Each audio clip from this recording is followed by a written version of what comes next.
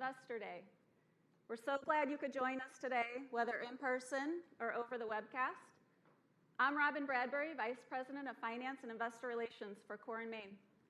I've been with this business for over a decade, as have many of the presenters that you will hear from today. I'll start with the exciting legal disclaimers. I must point out the obligatory safe harbor statement. Please make note of it on page 3 of the presentation. I'm happy to share that we have made a donation in your honor to 2 charities that are important to us. Folds of Honor is a charity that provides scholarships to children and spouses of fallen and disabled service members and first responders. This is a cause we have supported for many years. Supporting our military, veterans, and first responders is important to us. Many of our associates are military veterans themselves. The second cause is the Maui Fire Disaster Relief Fund, sponsored by the United Way.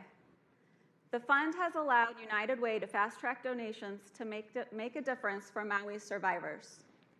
It's important to us to support our local teams when disasters occur. In addition to our philanthropic efforts, we are committed to bettering our communities in ways that are core to our business. Our products and services help provide clean water to local communities and aid in water conservation efforts. We partner with our customers to provide solutions to the impacts of droughts and flooding, and our fire protection products help protect people and property. We have a great lineup of presentations this morning. We have a break in the middle and Q&A session at the end. We will close the event with some live product demos and displays, followed by lunch. We hope you leave here today with a deeper understanding of the uniqueness of our industry, our competitive advantages within the industry, our organic growth, inorganic growth, and margin expansion strategies, our people-first culture of agility, innovation, and execution, and lastly, our long-term financial outlook. To kick it off, we have a short video to show how we partner with our customers and suppliers to advance reliable infrastructure with local service nationwide. And then our CEO, Steve LeClaire, will take the stage. Enjoy. Infrastructure. It's at the center of how we live, work, and play. It connects us, protects us, and sustains us. And at the heart of infrastructure is Core & Main. In a world challenged by population growth, extreme weather, and aging infrastructure, our top priority is to partner with our customers and communities to protect water integrity and advance reliable infrastructure. We support our customers' complex projects with local service, backed by a nationwide network. From pre-project planning through completion, our products, services, and capabilities keep communities moving forward without delay. Our local expertise enables us to provide solutions that cater to the unique product specifications and engineering standards of each municipality. Our clean water, wastewater, and storm drainage solutions support health and safety, protect the environment, and enable sustainable growth. Our fire protection solutions protect property and save lives by stopping fires before they spread. We reduce water loss, lower costs, and improve community satisfaction by helping our cities adopt the latest metering technology. Our geosynthetics and erosion control solutions utilize advanced materials that stabilize the earth, improve drainage, filter impurities, and control erosion. From local to nationwide, with quality and expertise, our commitment is to advancing reliable infrastructure. We build a brighter future for all generations to come.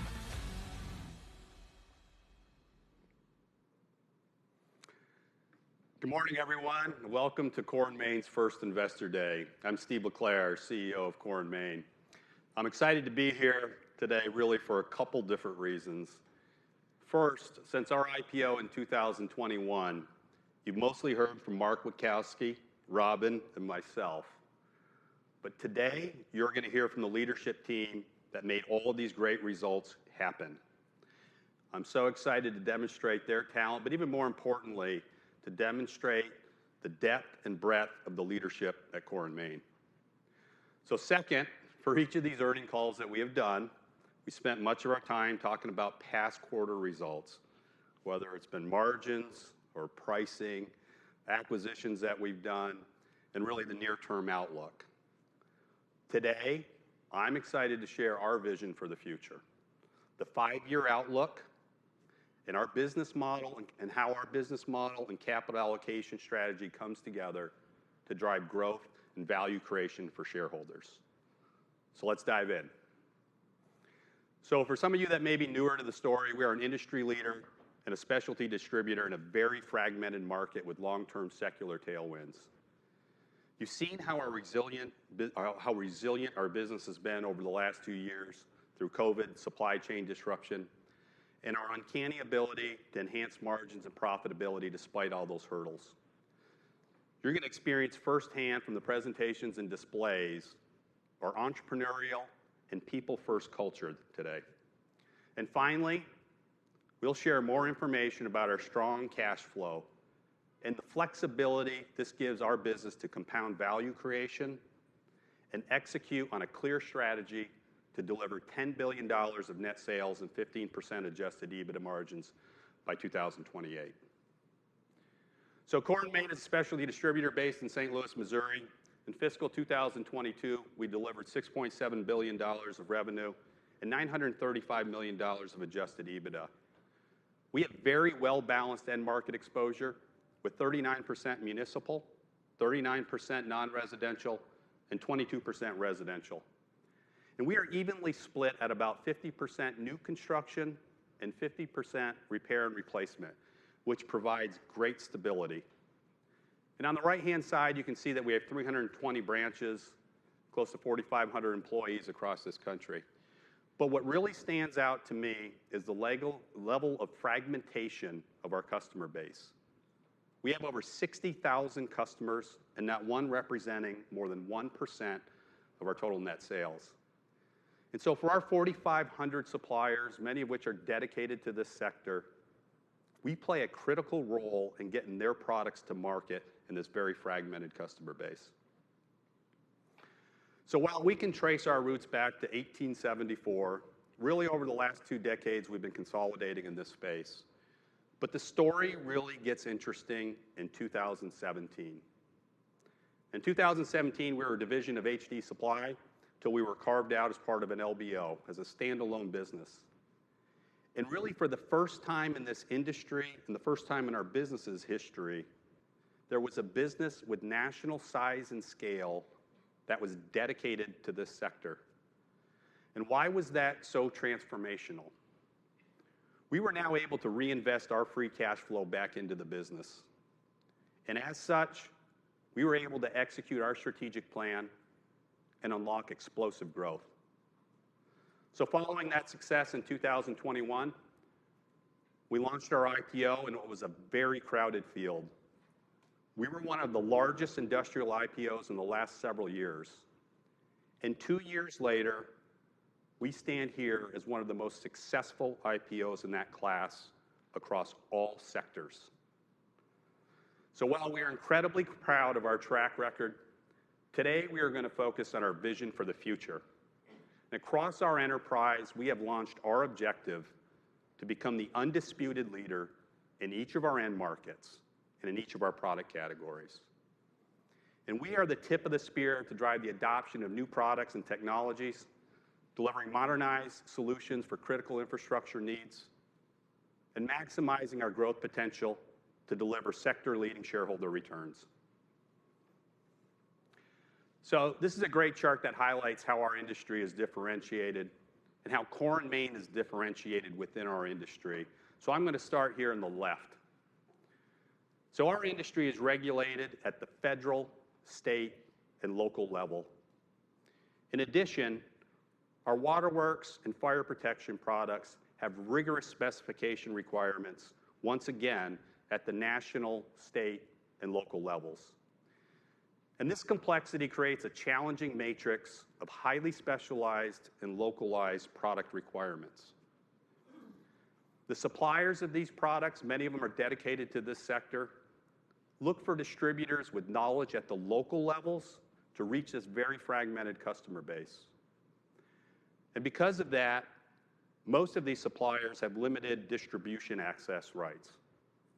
And since most of our customers are looking to fulfill infrastructure projects that require multiple product categories, pipes, valves, fittings, and restraints, all of which have limited distribution rights, this becomes a significant competitive advantage for distributors with size and scale. New entrants have to be able to secure multiple lines of products that each have limited access, which makes it very difficult. So on the right-hand side, Core & Main differentiates by having the leading industry expertise with award-winning training programs, developing some of the best trained salespeople and operators in the industry. And our size and scale gives us the unique capability of driving the adoption of new products and technologies for both our suppliers and our customers, driving the growth of smart meters, fusible HDPE pipe, and other new and innovative solutions to digitize and provide reliable infrastructure. And you're going to hear from Jessica Killian a little later this morning on our proprietary technology and innovation tools that have been specifically designed for application in this sector, providing robust applications, delivering productivity for both our customers and our associates. And I think this has been one of the least understood aspects of our business.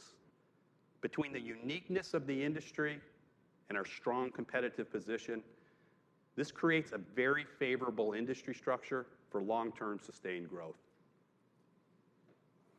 So if you look at our industry structure, Core & Main participates in a large and growing $40 billion addressable market. We are one of 2 national distributors competing in this space.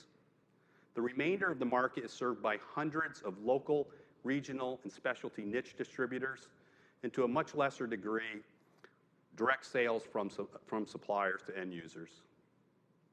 Aging infrastructure and non-discretionary repairs and upgrades create a very stable but growing base.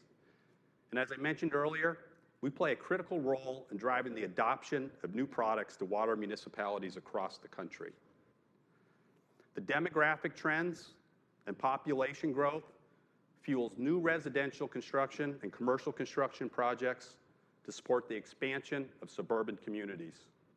Now, on the right-hand side of this page, we have a great track record of increasing market share.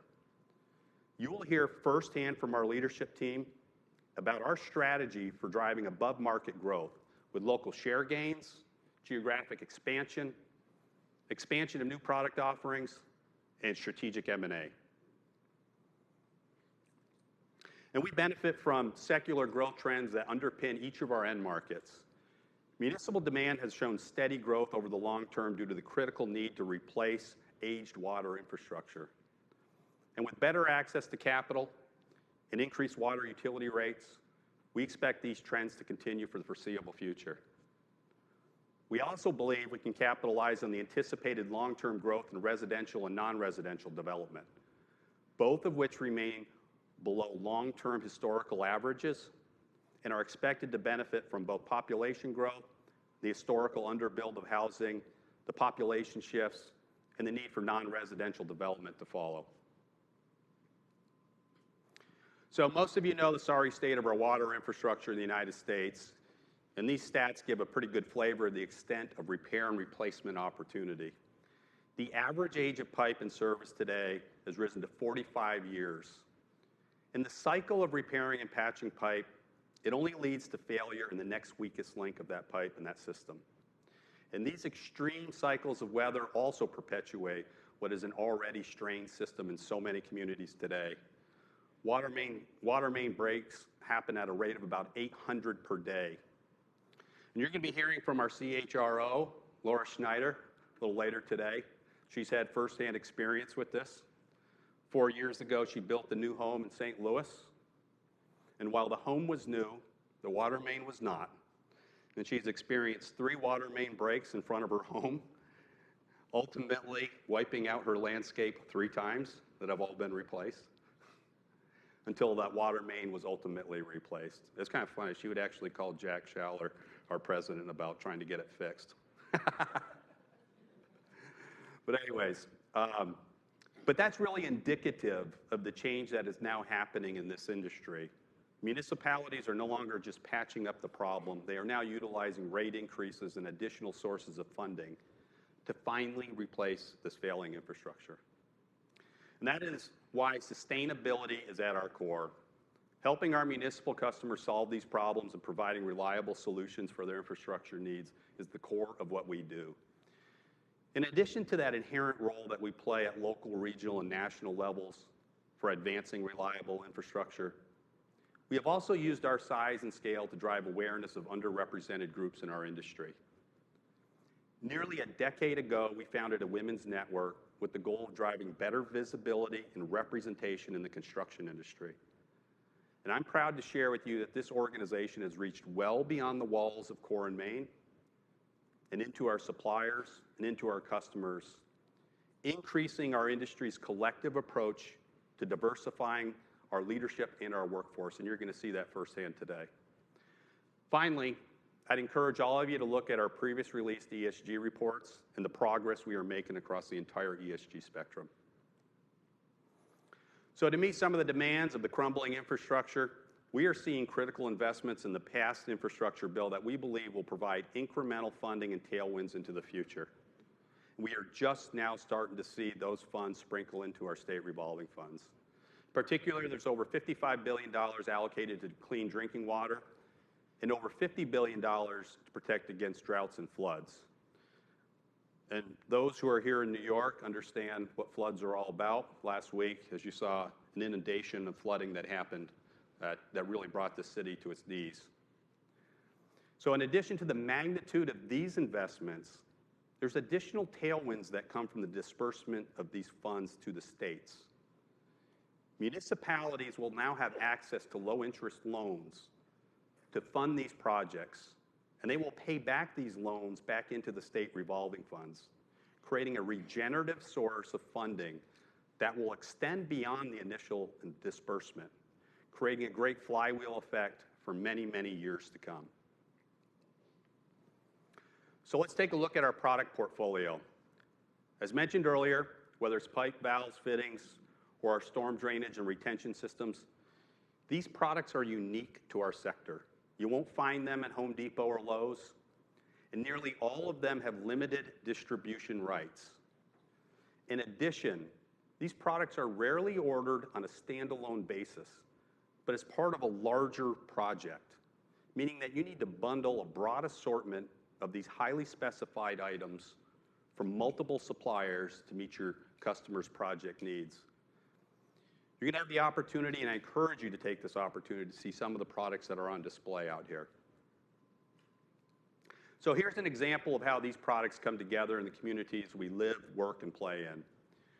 From the pipes and lift stations below ground to the smart meters and sprinkler systems, we play an integral role in the communities that we serve. The other thing I'd share is that this is a very generic representation of a city. In reality, each municipality, each water system is unique. They are unique due to a number of factors. Factors including population density, topography of the land, the water source, pressures, frost line depths, water tables, and soil acidity, and even the age of the existing infrastructure. As we flip to the next page, here's a real-world example of how these situations emanate. So as Laura can tell you, water main breaks are bad, but sewer main breaks are even worse. So not far from here in a community in New Jersey, they experienced a break that released more than 5 million gallons of untreated sewage into the streets, inundating a local neighborhood. The pipe that failed was installed nearly 75 years ago. Manufacturers no longer in business, and it was an odd diameter. Our specialists were immediately on site and designed, engineered, and constructed a customized fitting from other materials. They even provided the equipment and training for their personnel to complete this connection. So this was far more than just supplying a product in an emergency. It was utilizing local knowledge and national scale to deploy resources and expertise in a true emergency situation. So I know of no other company that could bring together those resources, that knowledge base, in this time frame to address a situation like this. And this is the type of work that Core & Main does every day across this great nation. So that was a great review of our history and an overview of our industry and our end markets. So over the past several years, we have benchmarked our performance against the best-in-class specialty distributors. And operationally, I can boldly say we have outperformed all of them for our key metrics of sales growth, adjusted EBITDA growth, and adjusted EBITDA margin expansion. Our track record is undisputed.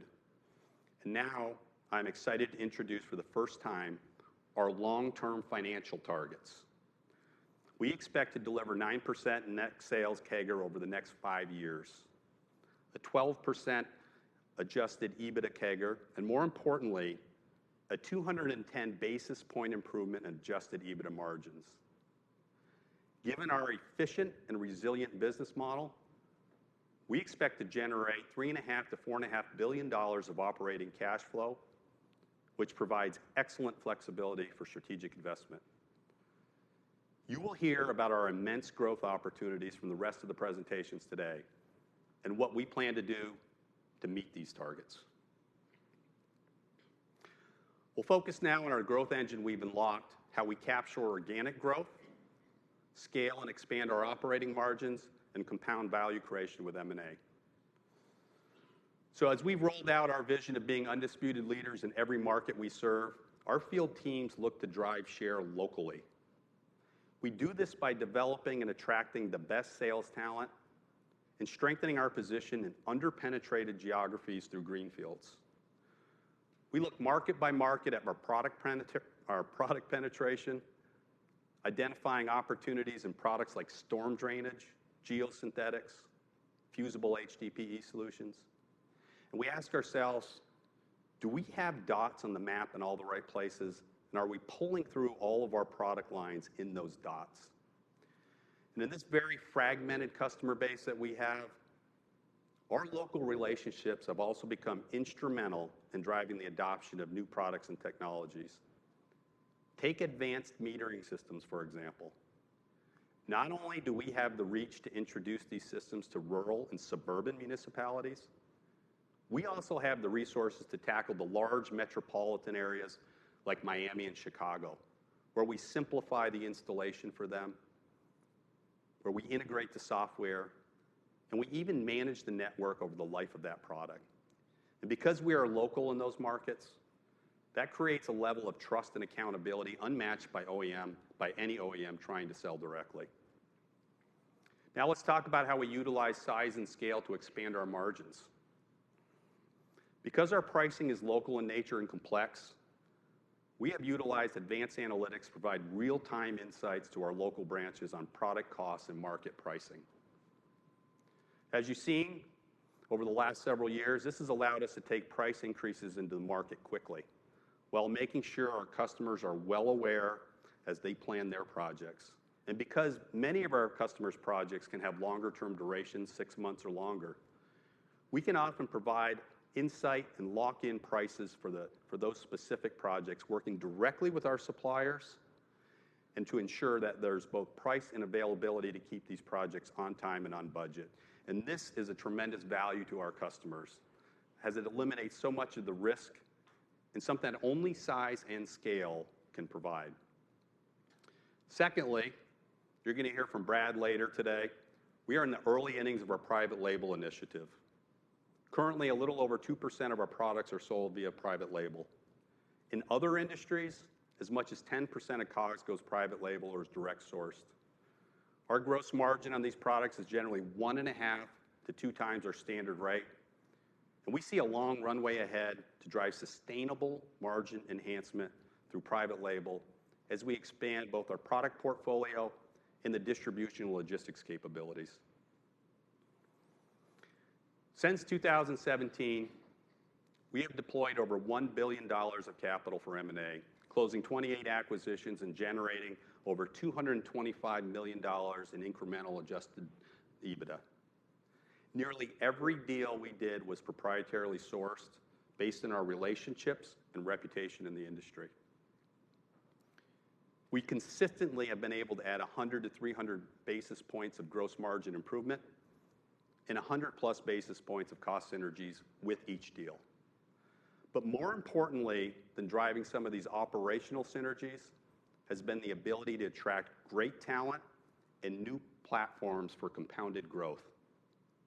So you will hear from 3 of our leaders that have joined the Core & Main family through M&A, Ken, Michael, and Wade, and the positive impact this has had both for the growth of their business and the development of their own associates. So we are truly the acquirer of choice in our industry, and later in the day, Jeff will be covering more detail about our unmatched M&A process, the pipeline, and the long runway ahead for us. So one of the great elements, as I shared earlier, of the Investor Day is the opportunity to showcase the depth and breadth of our executive team. This team has accomplished so much, from standing the business up on its own in 2017, to unlocking unprecedented growth and profitability, to driving one of the most successful IPOs in 2021, and most importantly, charting our path and our vision for the future. Each plays a vital role in our operating model, and you're going to get a chance to hear firsthand the passion and excitement they bring to the table, making Core & Main a differentiated business and investment. So let me now introduce you to the framework for our operating model. It starts with people first. Even from the formation of our name, Core & Main, which was established from a submission by one of our own associates in South Carolina branch, to our values and family-driven culture. From there, we have thrived by keeping this entrepreneurial mindset, being action-oriented, and driving operational execution and strategy execution. As I shared earlier, our industry is unique given its large size, its fragmented customer base, and its complex structure. One element that I've always felt has been underappreciated in our operating model is the strong linkage between local expertise and national capabilities. That has underpinned our ability to create value in this space and has truly differentiated us. And you will see numerous examples of that throughout the day. So to summarize, Core & Main has a clear, sustainable competitive advantage in a large industry with high barriers to entry. Significant organic and inorganic growth opportunities in a highly fragmented market, sustainable margin enhancement initiatives, and strong cash flow generation fueling ongoing value creation for shareholders. So before I hand it over to Jack and Robin to talk about why we win, let me first play a quick video to show you how we deliver superior value to our customers.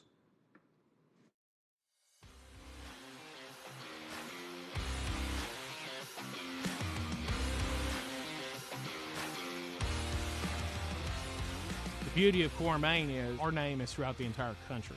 Our customers know if they do jobs East Coast, West Coast, down the Southeast, we have a local presence and we can help them build these projects. There is a tremendous amount of growth that is happening in the cities of Franklin, Nashville, Murfreesboro. Growth isn't slowing down. So this project is about 18,800 foot of 24-inch ductile iron pipe for sewer force main, and we're tying from a pump station that's being built right now to the treatment plant for Murfreesboro Water Resources.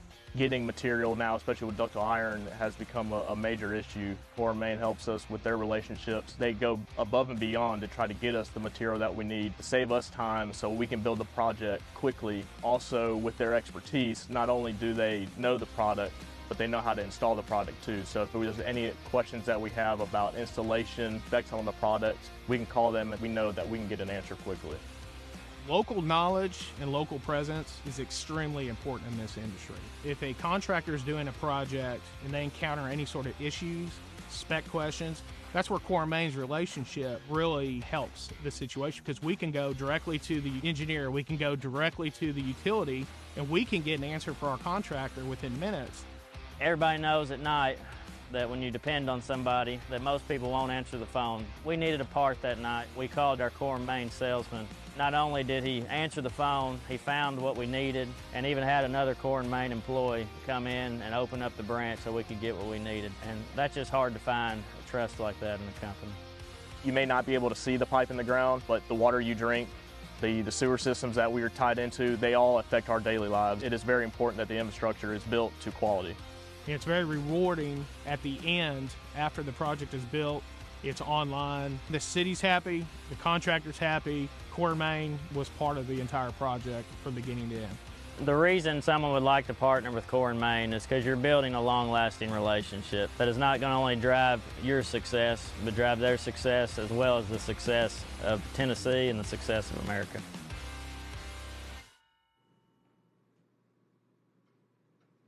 That video provided an example of how we partner with our customers on their complex infrastructure projects.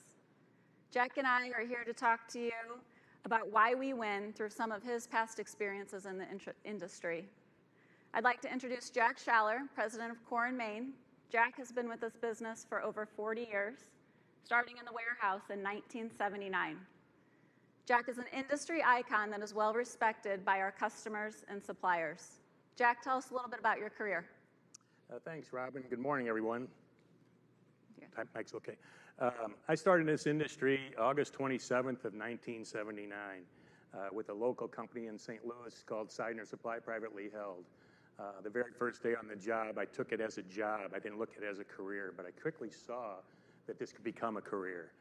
My first day on the job was a rather memorable one. It was a typical sweltering day in St. Louis in high heat, high humidity.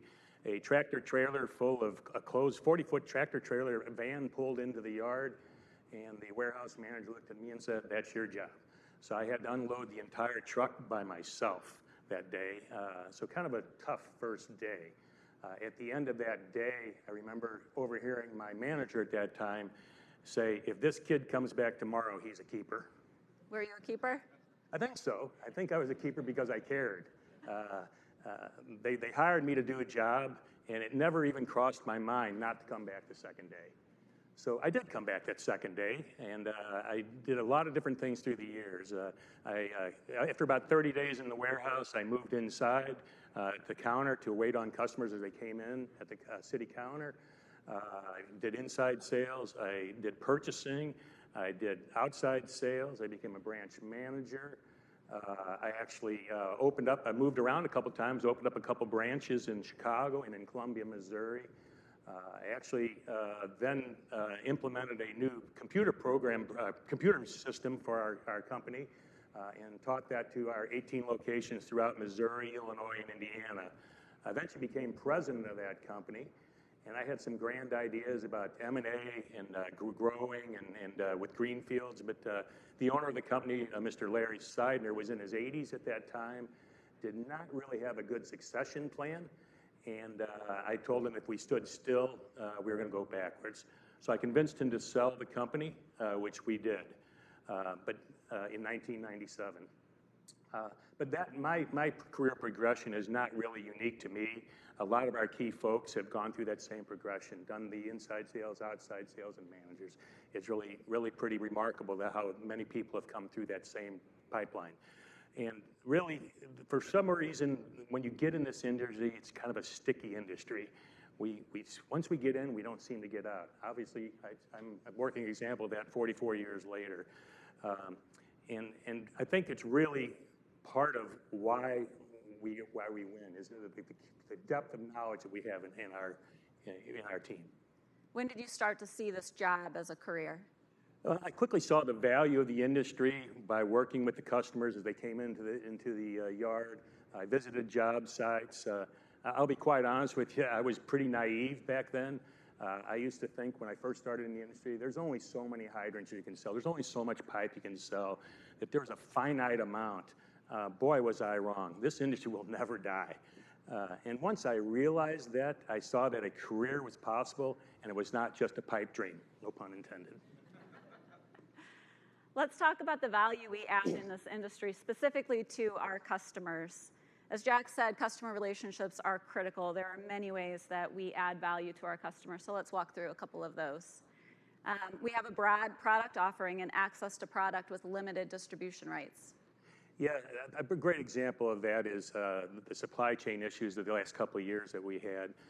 Because of our size and scale that Steve had mentioned, we were able to get product quicker in better deliveries than most of our competitors. We partner with our customers from pre-project planning all the way through delivery. How does that work?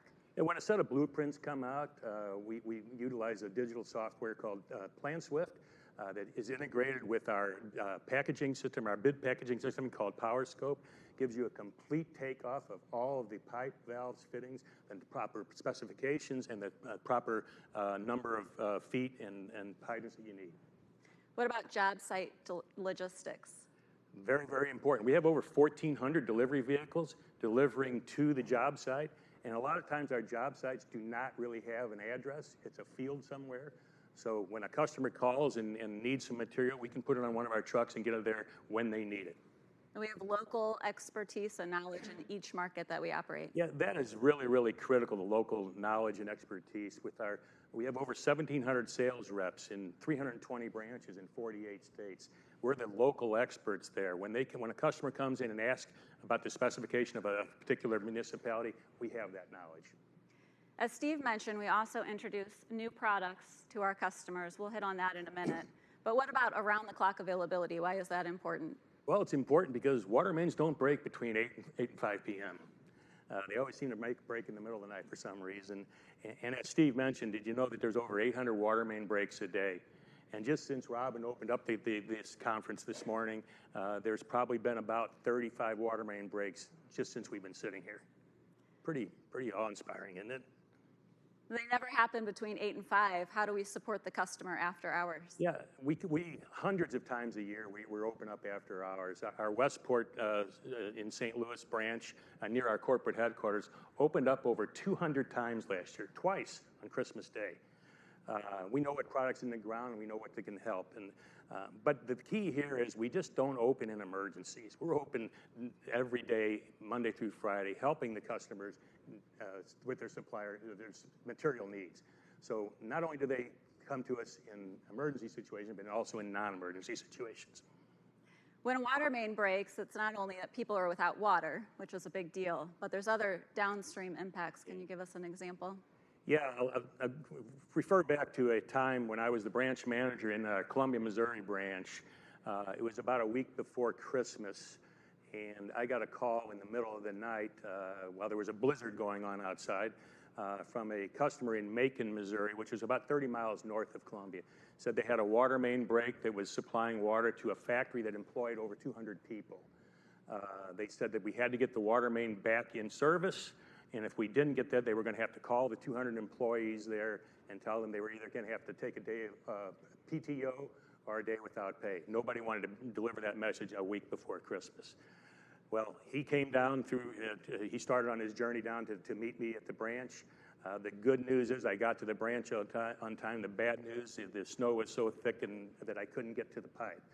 So I became snowplow boy that day, and I hooked up the snowplow to our 1-ton truck. I cleared a path to the 10-inch PVC that he needed. By the time I had done that, he got there. I put the 10-inch pipe on his 40 feet of 10-inch pipe on his truck. I asked him a few questions about how he was hooking that up. He said, "I think it's ductile iron pipe." And I asked him what the OD was, and he gave me the OD, and I confirmed it was ductile iron pipe. So I made sure that he had the right material to hook up ductile iron pipe to PVC pipe. I put him on his way, and about 5:30 that morning, he gave me a call back and said, "Thank you for coming out in the middle of the night in this snowstorm and this blizzard. We got the water main fixed, and every employee is coming into work that day." Let's talk about these customer testimonials on the right-hand side of this slide. When we were preparing for Investor Day, I asked Jack to send me a couple of these, and I think he sent me about 100, and I had to ask him to stop. Yeah, when I reached out to my regional vice president to ask me to send some of those, I had to tell him to turn the faucet off. We literally get hundreds of emails and texts and letters and phone calls thanking us for what we do. We take pride in what we do for our customers, and they see the value. Just like our customer relationships, our supplier relationships are critical. We have 4,500 suppliers. How do we support our suppliers, and why are we important to them? Well, first of all, we're just about every supplier's biggest customer, and as Steve mentioned, size and scale certainly do matter. Our geographic footprint and our local relationships are critical to getting their products into the market. With 320 branches, 1,700 sales associates in 48 states, and we're an extension of their supplier sales force. We have knowledge of the local markets. We have our delivery logistics of over 1,400 delivery vehicles. These are things that our suppliers cannot do without us. I want to talk about this opportunity in Texas where we're partnering with our supplier to drive product into the customer projects, helping transition future projects from reinforced concrete pipe into corrugated HDPE. Tell us a little bit about this one. Yeah, typically in most states, including Texas, the specification for storm drain is reinforced concrete pipe. We partnered with one of our key suppliers that manufactures corrugated HDPE. They were calling on the Texas DOT and engineers for many years, finally got the approval to allow corrugated HDPE as an alternative to concrete, which was very welcome to us because concrete typically is not sold through distribution. Now we have an alternative where corrugated HDPE was able to be sold. It's something we keep in stock. It's easier to install, it's lighter in weight, and we have it in stock. So right after that, we have now a dedicated team calling on engineers, calling on customers, calling on municipalities, letting them know that corrugated HDPE is an alternative to reinforced concrete pipe. And that's an example of how all of us can win together. Exactly. Main, our suppliers. Our customers, our suppliers, and our customers all win in that situation. It's a big opportunity that we're really excited about. Speaking of specifications, one thing that's unique about our industry is how many of our products are highly specified. Specifications are mandated locally by 50,000 municipalities across the U.S. Why do municipalities need these specifications? Well, I think it's pretty important for the municipality to have consistency in what they have in there, the consistency of quality and the preference of the products that they have. They need to know what's in the ground. When something breaks or they need repair, they need to know what's in the ground. And imagine, I'll use hydrants up there. You look at the screen up here as an example. Imagine if the hydrant types were not tight, the specs were not tight. These different specs for the different cities around and municipalities around can vary from municipality to municipality and vary by depth of bury. It can vary by the threads on the pumper nozzle, by the threads on the hose nozzle, the operating nut, whether open's left or open right, and even the color of the hydrant. Can you imagine if the specs were wide open and they didn't have tight specs? Anybody could put any hydrant they wanted to. There's a fire, building on fire. The fire department comes to put the fire out. They try and hook up, and it's not the right connection. So what a tragedy that would be if the specs were not tight. And we have local specifications across many of our product categories, not just hydrants, pipes, valves, fittings. Absolutely. Our local knowledge and expertise are so valuable given the diverse specifications across the markets. To close it out, we are well positioned to continue to win in this industry where relationships matter, we have significant size and scale, and we have deep knowledge and understanding of products. Jack, anything you want to leave the group with? Yeah, I guess I would just say that I really love this industry. I've grown to love the industry. Obviously, I wouldn't be here 44 years later if I didn't love the industry. And our well-trained associates are passionate about what they do. I've always had the personal philosophy, no matter what job or position I had within the company, I wanted to do it better than anyone else had ever done it before. And I think that translates into our associates. They want to be the best. This is still a relationship business. We celebrate our wins with our suppliers and our customers. Winning is still exciting, and winning never gets old. We have a significant opportunity for growth, and the future is bright. So thank you for allowing me to talk a little bit about why we win and the importance of relationships. To talk a little bit more about our growth opportunities, let me introduce Mr. Brad Coles.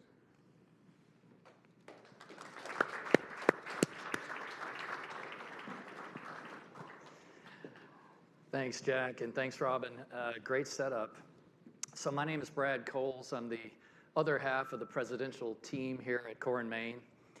A little bit about me, I started my career as a mechanical engineer. I worked for the Michelin Tire Company for about a decade in the US and France, and I got to design and manufacture some of the world's greatest tires.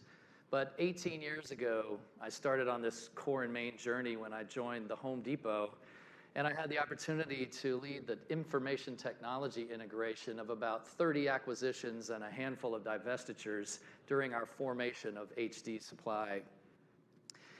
I learned a lot of our businesses through the lens of IT leadership, and I eventually became the company's chief information officer in 2015. And during that time, our technology teams, many of whom have joined me in this core and main journey, built tremendous digital solutions to boost our productivity.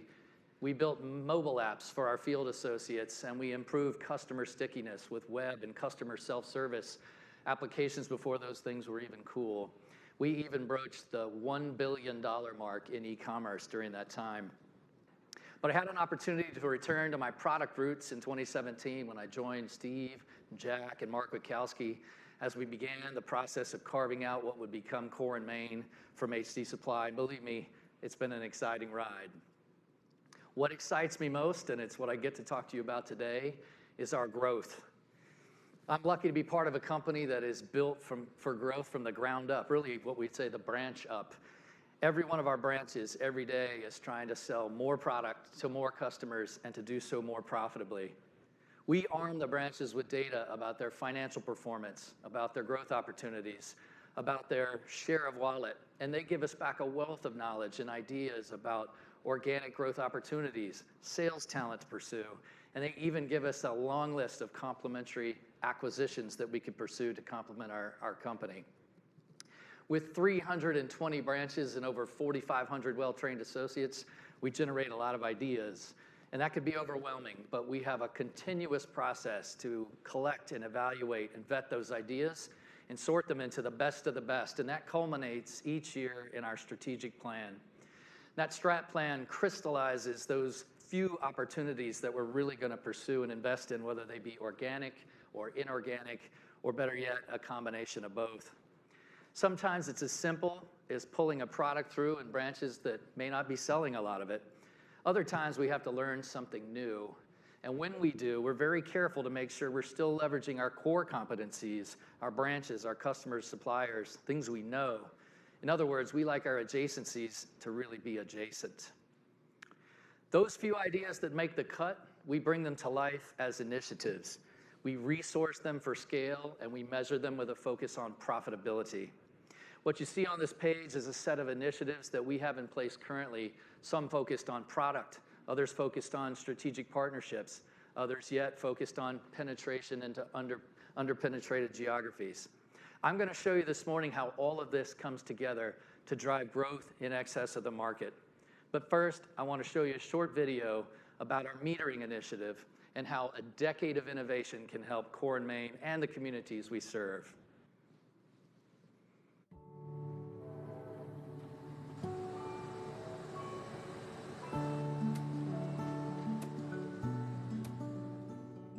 Average citizen probably doesn't even know what their water meter is, but they were upset about inaccuracy in readings. They were upset about inconsistency in billing. Core and Main was able to come in and provide a solution to a problem, a real world problem for the city officials here in Brandon. I believe that solving that problem for the city allowed them the ability to focus their attention on other things that they wanted to do to help the citizens. We had to make the best decision we could for the public. We could have gone back with what we had before, same type of technology, but Core Plus offers real-time information. We press a few buttons and all the meters are read, and we can read them as many times as we need to throughout the month.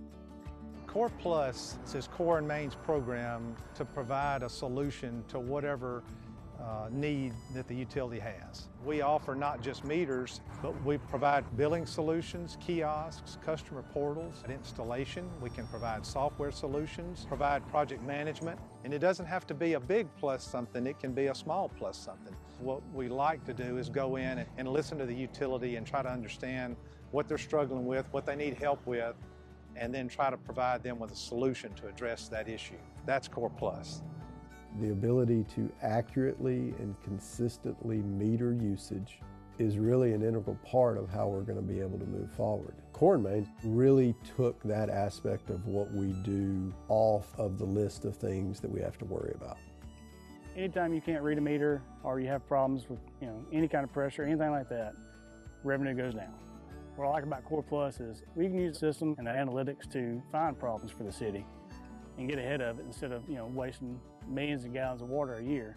It doesn't matter if it's midnight or middle of the afternoon. People rely on us to have the water flowing through the pipe, getting to their house. And that's what I try to help Brandon do as much as I possibly can. I love that. And as you can see in the video, our own associates are literally out there in the community bringing the value of Core Plus directly to their doors. In this case, we helped implement an advanced metering system that brings not only better economic, but also better environmental performance to the utility. And our thanks to Brandon, Mississippi for sharing that great story. So what is this meter initiative all about? Well, if you think not too long ago, what used to be a mechanical meter that was buried in the mud was read by someone who walked by on foot and kind of rubbed it off. That's now a digital device that's relaying data to a series of network collectors, and that data is aggregated and processed not only for water flow, which is the main point, but also information about potential failures in the metering system, potential leaks in the piping system. That data is pumped over into customer billing systems, and often these days, self-service customer portals on the web and in the palm of your hand. And that complexity can be difficult for the 50,000 water departments across this country to implement. So we bring it to them the easy way with Core Plus. And as they talked about in the video, that's just an ever-expanding basket of services and software that complement the meter, and it helps us not only provide a better solution and win projects, it helps those communities adopt these advanced technologies more quickly, and better yet, helps them realize the benefits. In the center of this page is fire protection, another initiative that started with an idea from our field when some of our contractors used to cross over from waterworks and fire protection into fire protection. So we started selling them sprinkler pipe and valves and fittings. We grew this initiative tremendously with 3 key acquisitions in California, in the Carolinas, and most recently in New York. Along the way, we've invested tremendously in organic growth, and we now have a world-class network of 55 supply locations in 22 fabrication facilities where we make, bundle, and assemble custom kits of pipe, sprinklers, and valves. And those kits help our customer, the fire sprinkler contractor, efficiently install these life-saving systems that are over your head right now. Finally, to the right, if you're looking at a set of plans and you're selling pipes and valves and fittings into a waterworks project, it's inevitable that those plans are also calling for drainage. We learned from our own field a decade ago that some branches were really good at selling drainage and other branches were not. So we turned it into an initiative and we educated the company. We taught our estimators how to spot and quote these opportunities. We developed national supplier relationships that gave everybody the product and the pricing that they need. And then we sat back and we measured the results. 16% CAGR over a 10-year history kind of speaks for itself. All 3 of these initiatives have an impressive 10-year track record, and each of these 3 has accelerated since we became an independent company in 2017. Collectively today, these 3 initiatives alone are driving $2 billion of annual revenue.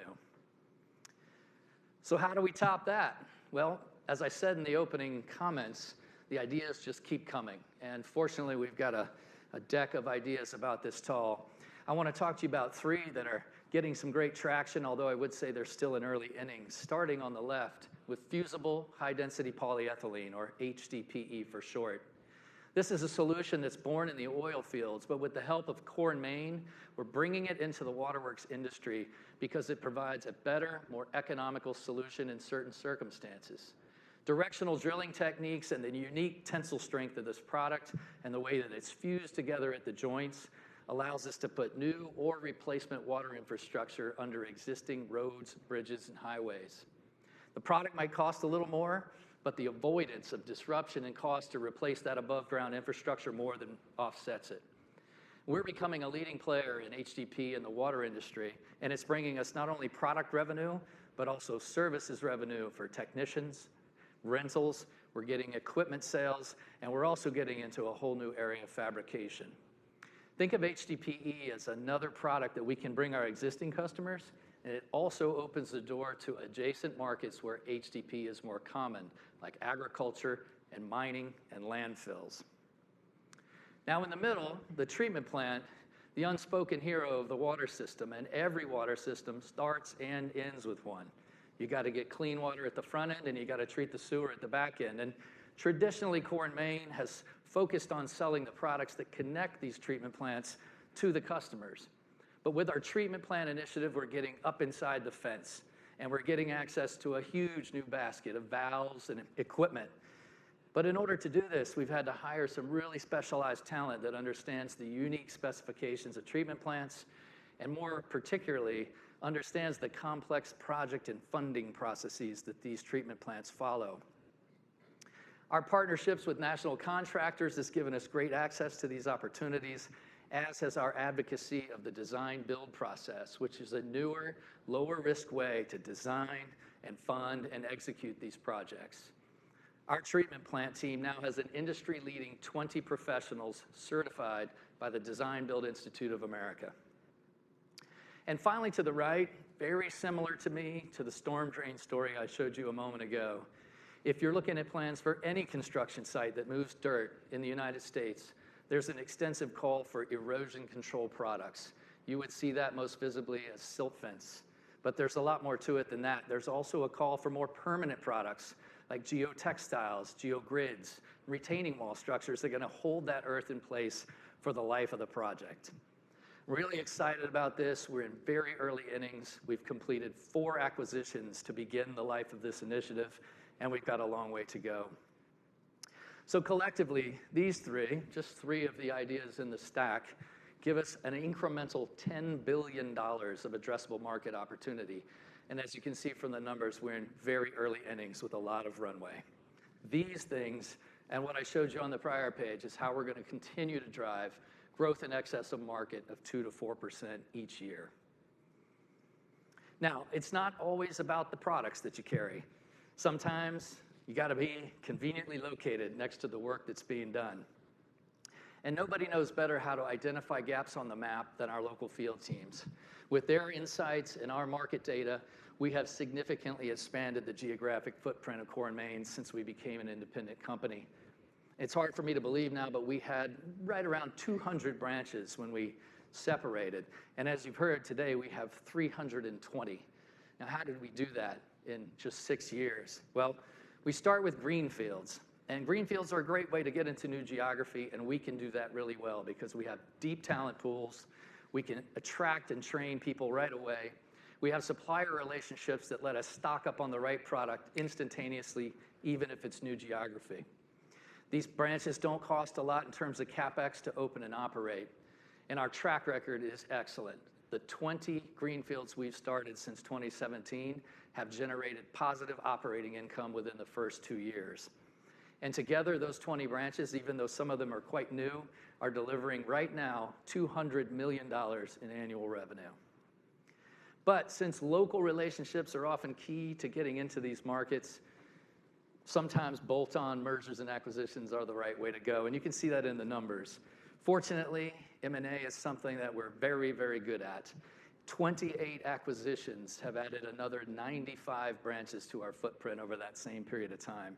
And you'll get to hear a lot more about that from our business development leader, Jeff Giles, in a bit. But what I like about this is we take all the benefits of those product initiatives and we compound it by continuing to enter underpenetrated geographies through a balance of greenfields and M&A. I want to transition a bit. I've talked a lot about how hard we work to grow the businesses. But to expand the margins, I say you've got to work smart. Now, gross margin at its essence is the spread between what you pay for the products that you sell and the price that you sell them at. Some people think, oh, you've got to be the low price provider to get the job, and that is definitely not true. Most of the time we can command our value with the price. And for that reason, we leave pricing decisions to the local field. But they're not alone. Behind them is a team of pricing analysts that run analytics across our extensive transaction set. And right in our systems, they get not only a recommended starting price, they get an indication of the margin sensitivity if they have to change the price. And we even give them our best guess as to what the competitor down the street who lacks our scale is paying for the same product. That way they can make fully informed pricing decisions, whether they're prioritizing market share gains or their own margin expansion. Now on the buy side, when you're sourcing product, our teams come in and leverage our national buying power to get us the best back-end programs and the best pricing right out of the gate.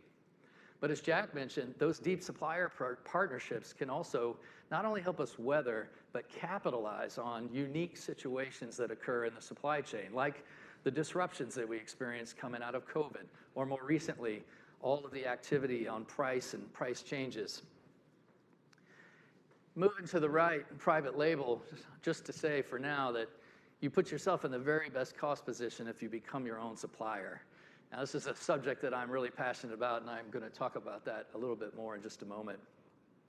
But finally, dropping all of that gross margin through to the bottom line is all about operational excellence. We're lucky to have a very efficient cost structure already, and we make that cost structure even more efficient as we grow.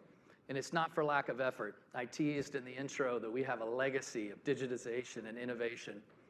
And our field operators are not only seasoned and well-trained, but they're incentivized by their compensation plan to grow sales, to grow margin, and to grow EBITDA and improve cash flow. And for those reasons, they generate a ton of ideas. And Jessica Killian is going to talk to you how we take that immense set of inputs from our field and turn it into continuous innovation. So all of this is what I'm talking about when I say work smart to expand margins, and it's why we're positioned to deliver continuous operating leverage for the years to come. Now, private label, as I said, an area that is very special to me.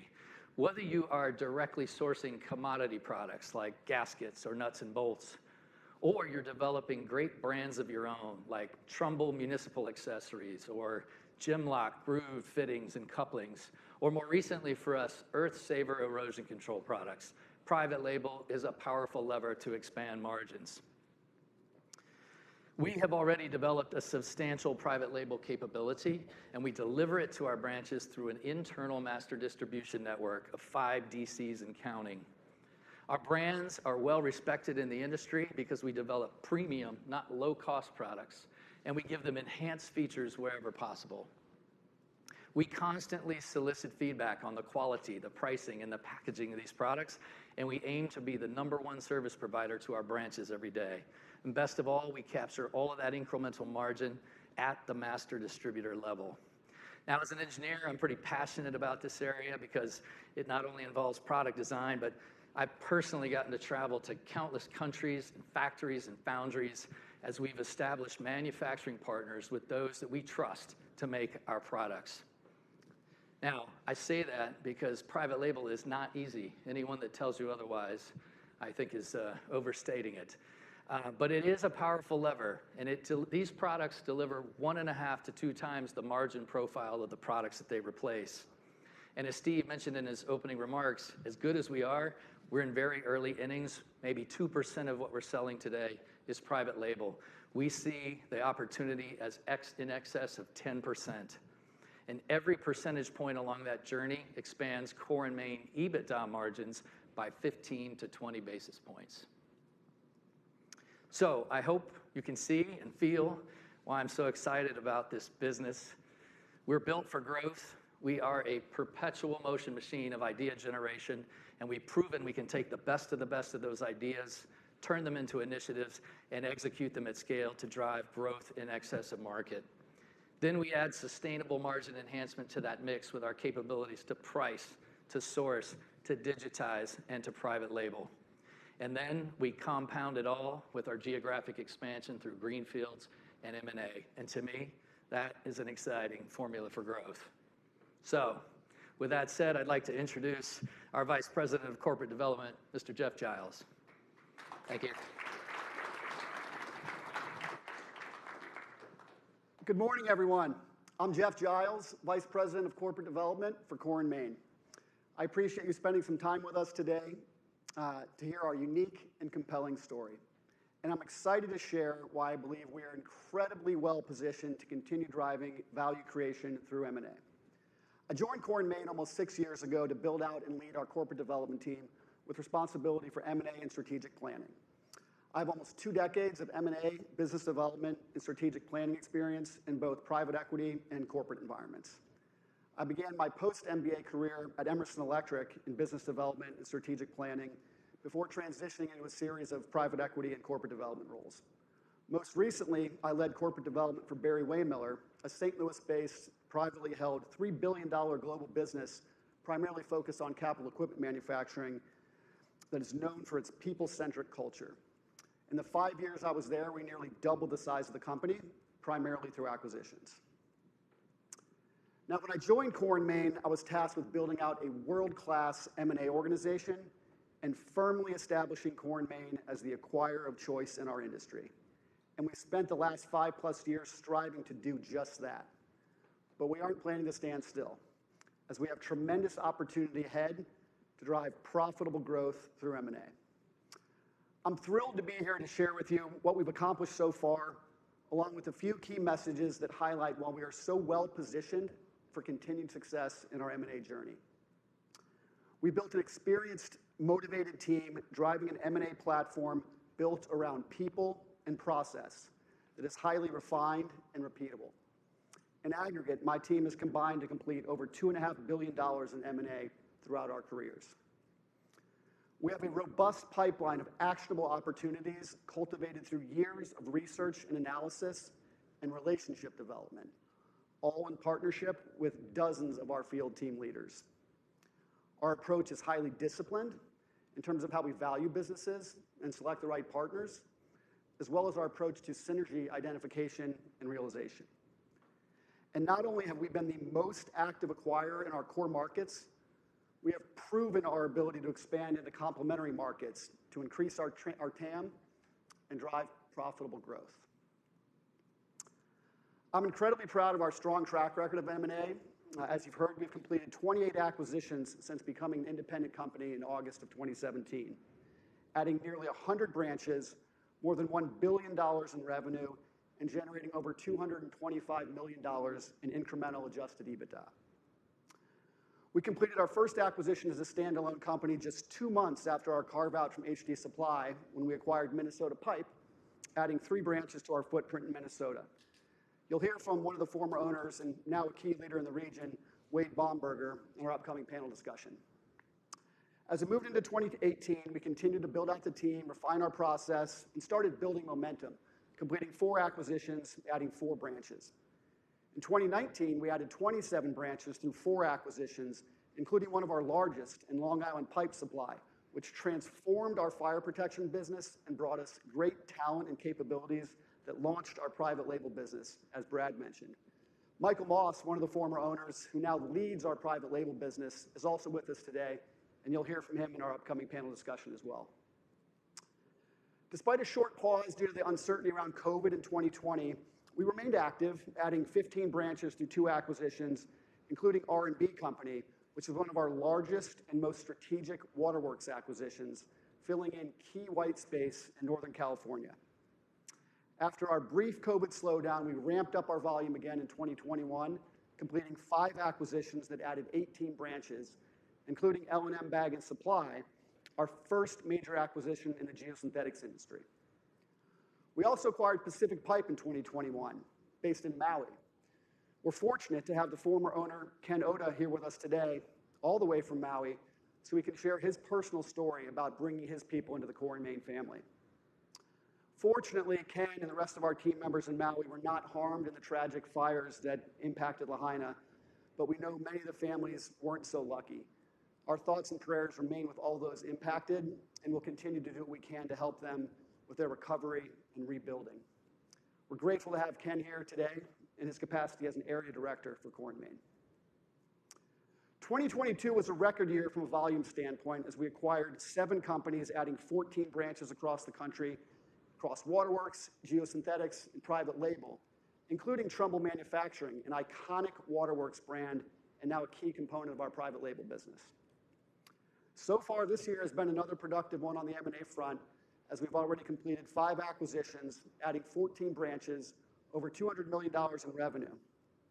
Most recently, we welcomed the J.W. D'Angelo Company team into the Core & Main family, which brought us even further great talent in California and great capabilities in both our core waterworks and fire protection businesses. Clearly, we've accomplished a lot since 2017, and along the way, we have strengthened our M&A capabilities and created a highly refined and repeatable process, enabling us to deploy $1 billion on M&A in that time frame.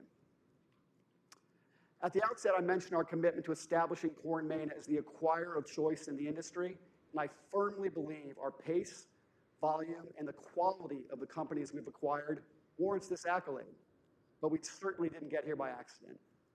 This has been a purposeful approach driven by a number of key factors.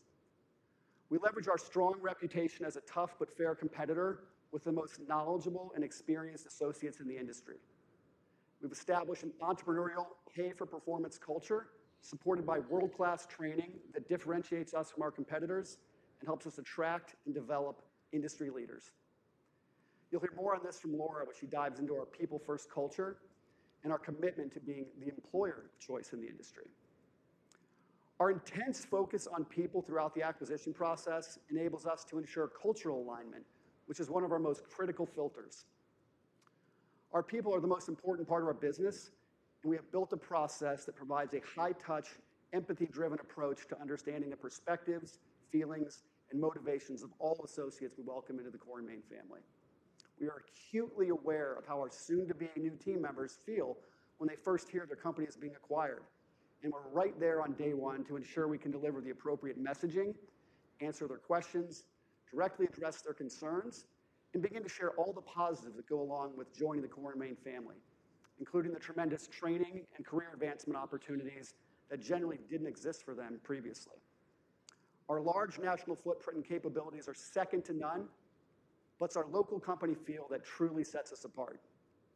One of my first days on the job almost 6 years ago, I was speaking with one of our long-tenured sales reps who shared a story that really resonated with me and exemplifies our dedication to local service nationwide.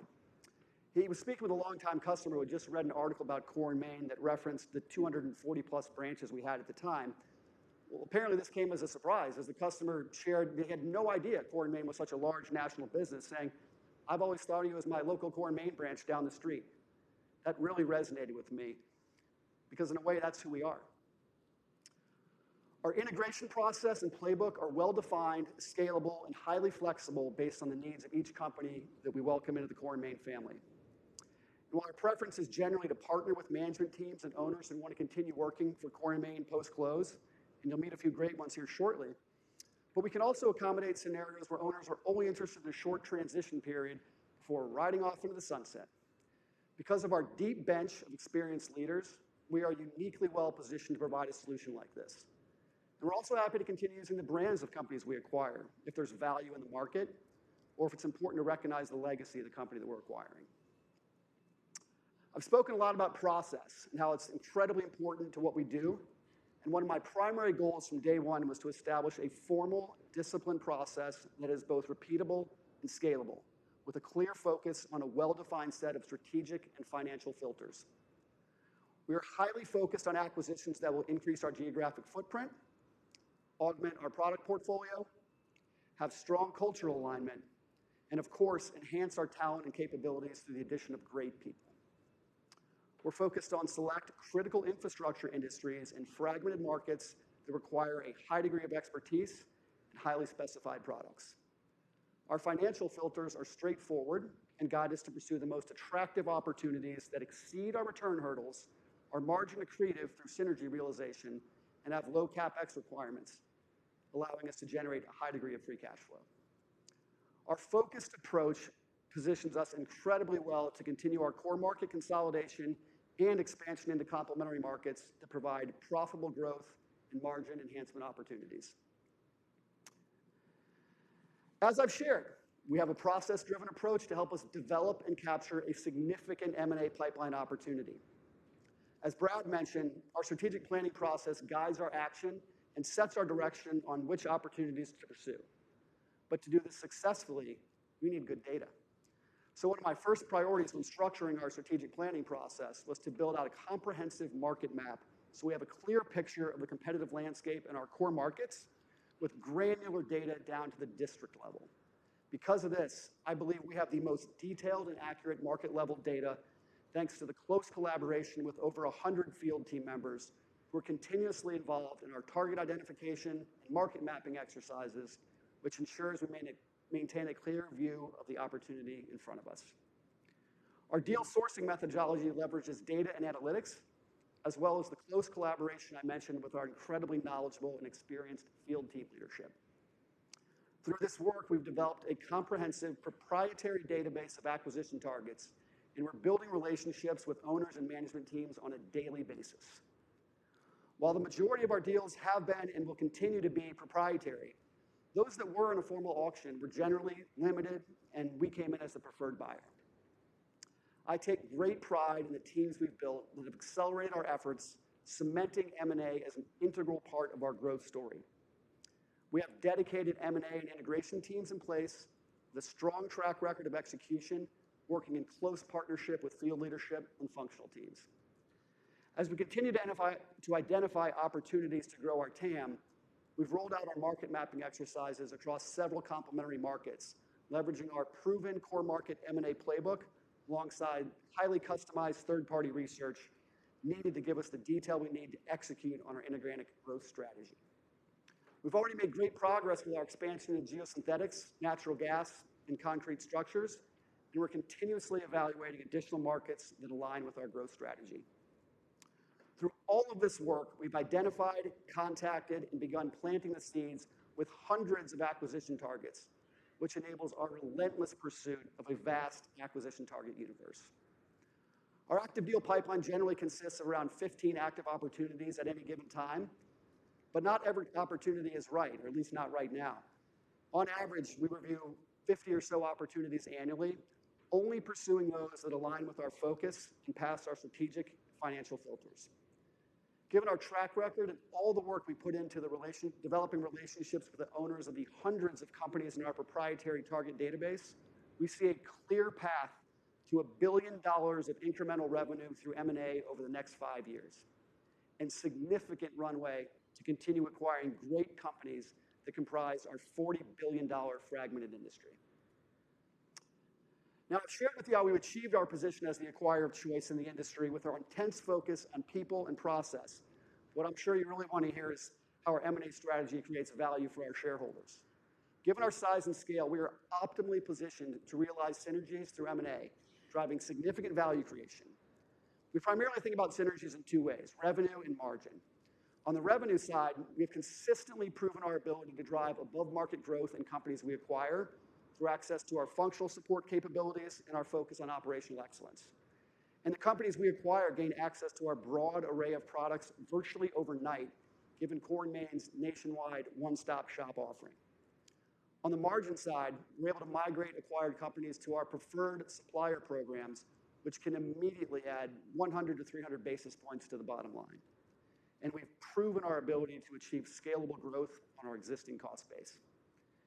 Given our nationwide footprint, in some cases, we're able to optimize our branch footprint through consolidation, and our private label products provide opportunity for immediate pull-through. But what I really love about our model is our ability to implement cost-saving initiatives to drive meaningful margin improvement without a focus on stripping out people or cutting costs that may put revenue at risk. We've proven our ability to create a real win-win scenario where 1 + 1 = 3 or more. As you've heard, we've acquired 28 companies, generating over $225 million in incremental adjusted EBITDA. And I feel pretty good about that. But what is even more compelling, as I just alluded to, is our ability to create value through synergies and operational excellence, which has allowed us to achieve an implied multiple of approximately 4 to 6 times on a post-synergy basis. I'm incredibly proud of what we built over the last 6+ years with the right people and process in place, and a sincere commitment to furthering our reputation as the acquirer of choice in the industry. And while we have accomplished a lot in a relatively short period of time, what is most exciting to me is the immense opportunity in front of us and the long runway for future acquisition growth, combined with our unique ability to drive immediate value creation through M&A. Thank you all for allowing me to share what I think is a pretty cool story. And now I'm thrilled to welcome our 3 special guests to the stage. Wade Baumberger, District Manager, Minnesota and North Dakota, and a former owner of Minnesota Pipe. Michael Moss, Senior Director of Supply Chain, the man driving our private label initiative, and a former owner of Long Island Pipe Supply. And of course, Ken Oda, Area Director of Hawaii, and the former owner of Pacific Pipe Company.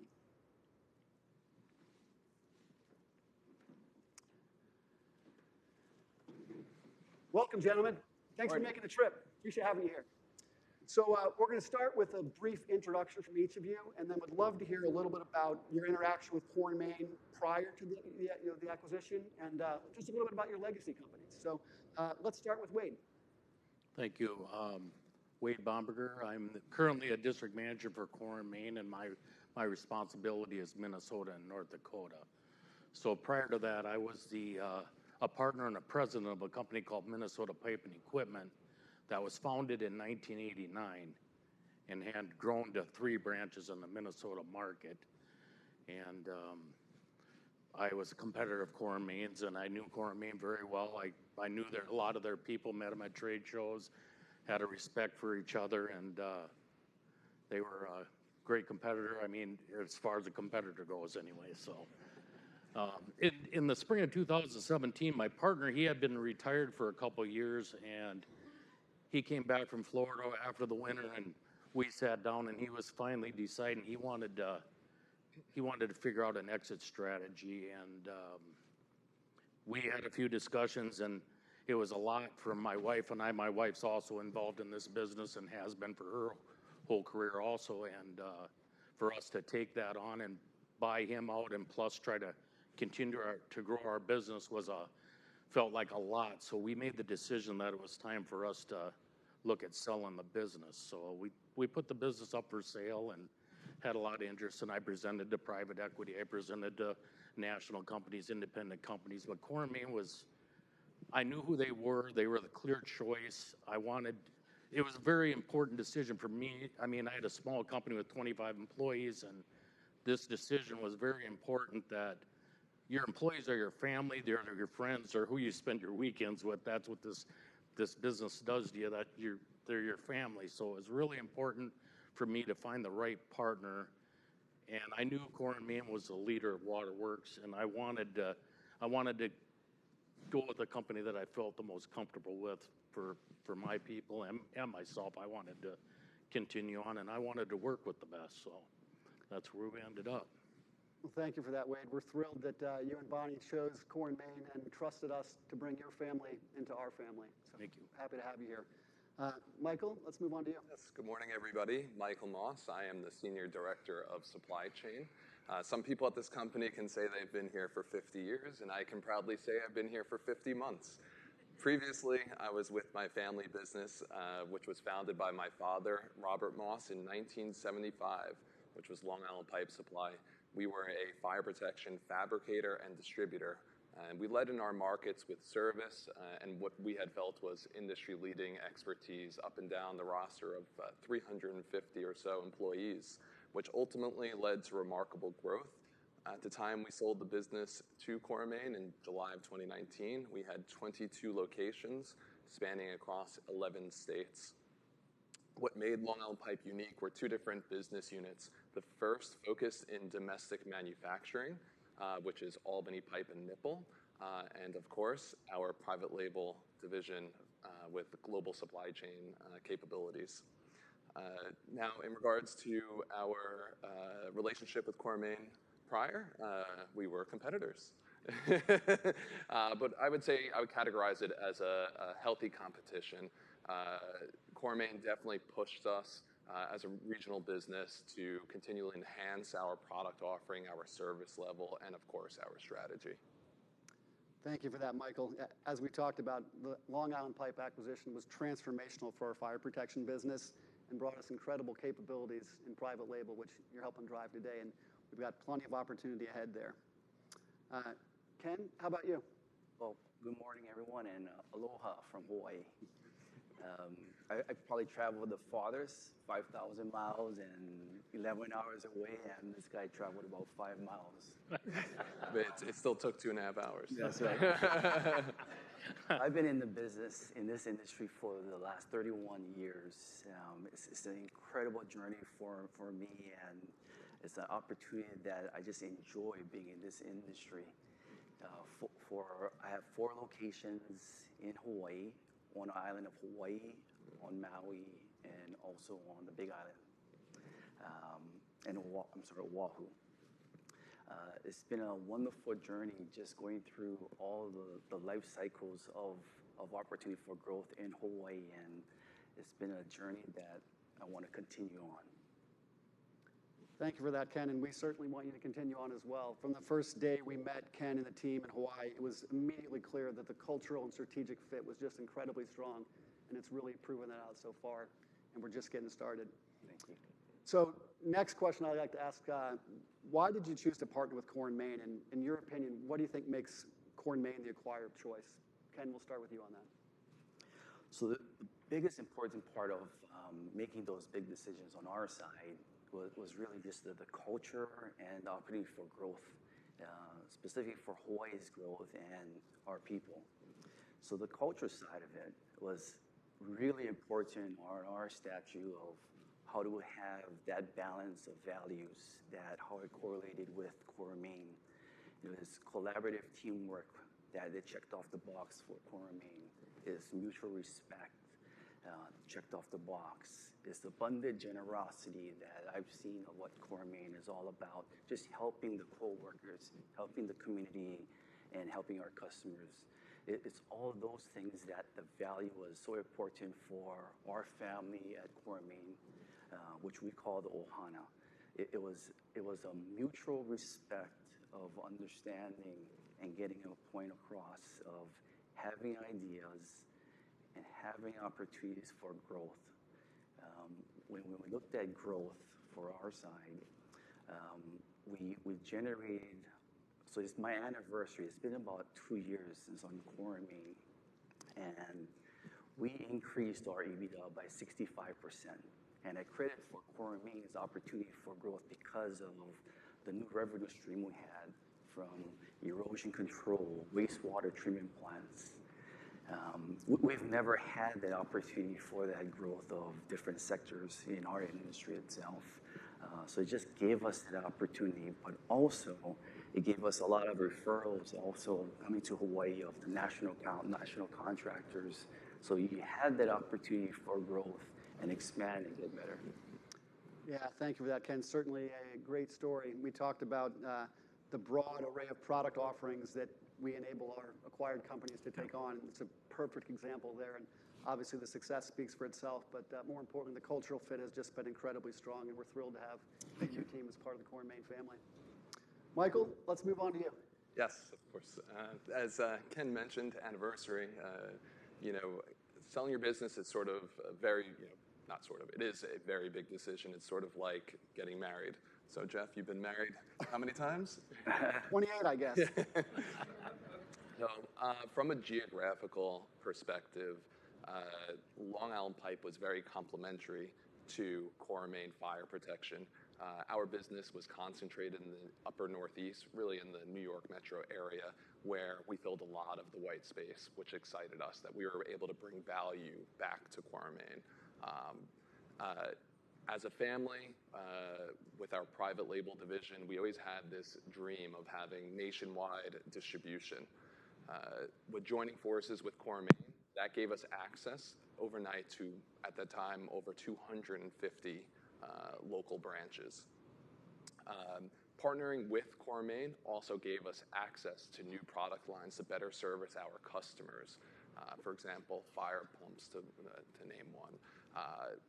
But just partnering with Core & Main not only was a great decision, understanding the culture and joining forces, but it just further entrenched our relationships with our customers with that new added expanded product offering. Yeah, certainly. And as I mentioned, the acquisition has been transformational. You, your brother, your father were running a remarkable family-owned business and certainly could have kept doing that. But I think when we got together during what was a relatively long courtship process, we all saw what the combination of the two companies could really build. Another one of those examples of 1 + 1 is certainly more than 3. So thank you again for selecting us. We're going to move over to talk a little bit about the integration process and your experience with that and whether or not it aligned with your expectations coming in. Wade, we'll start with you on that.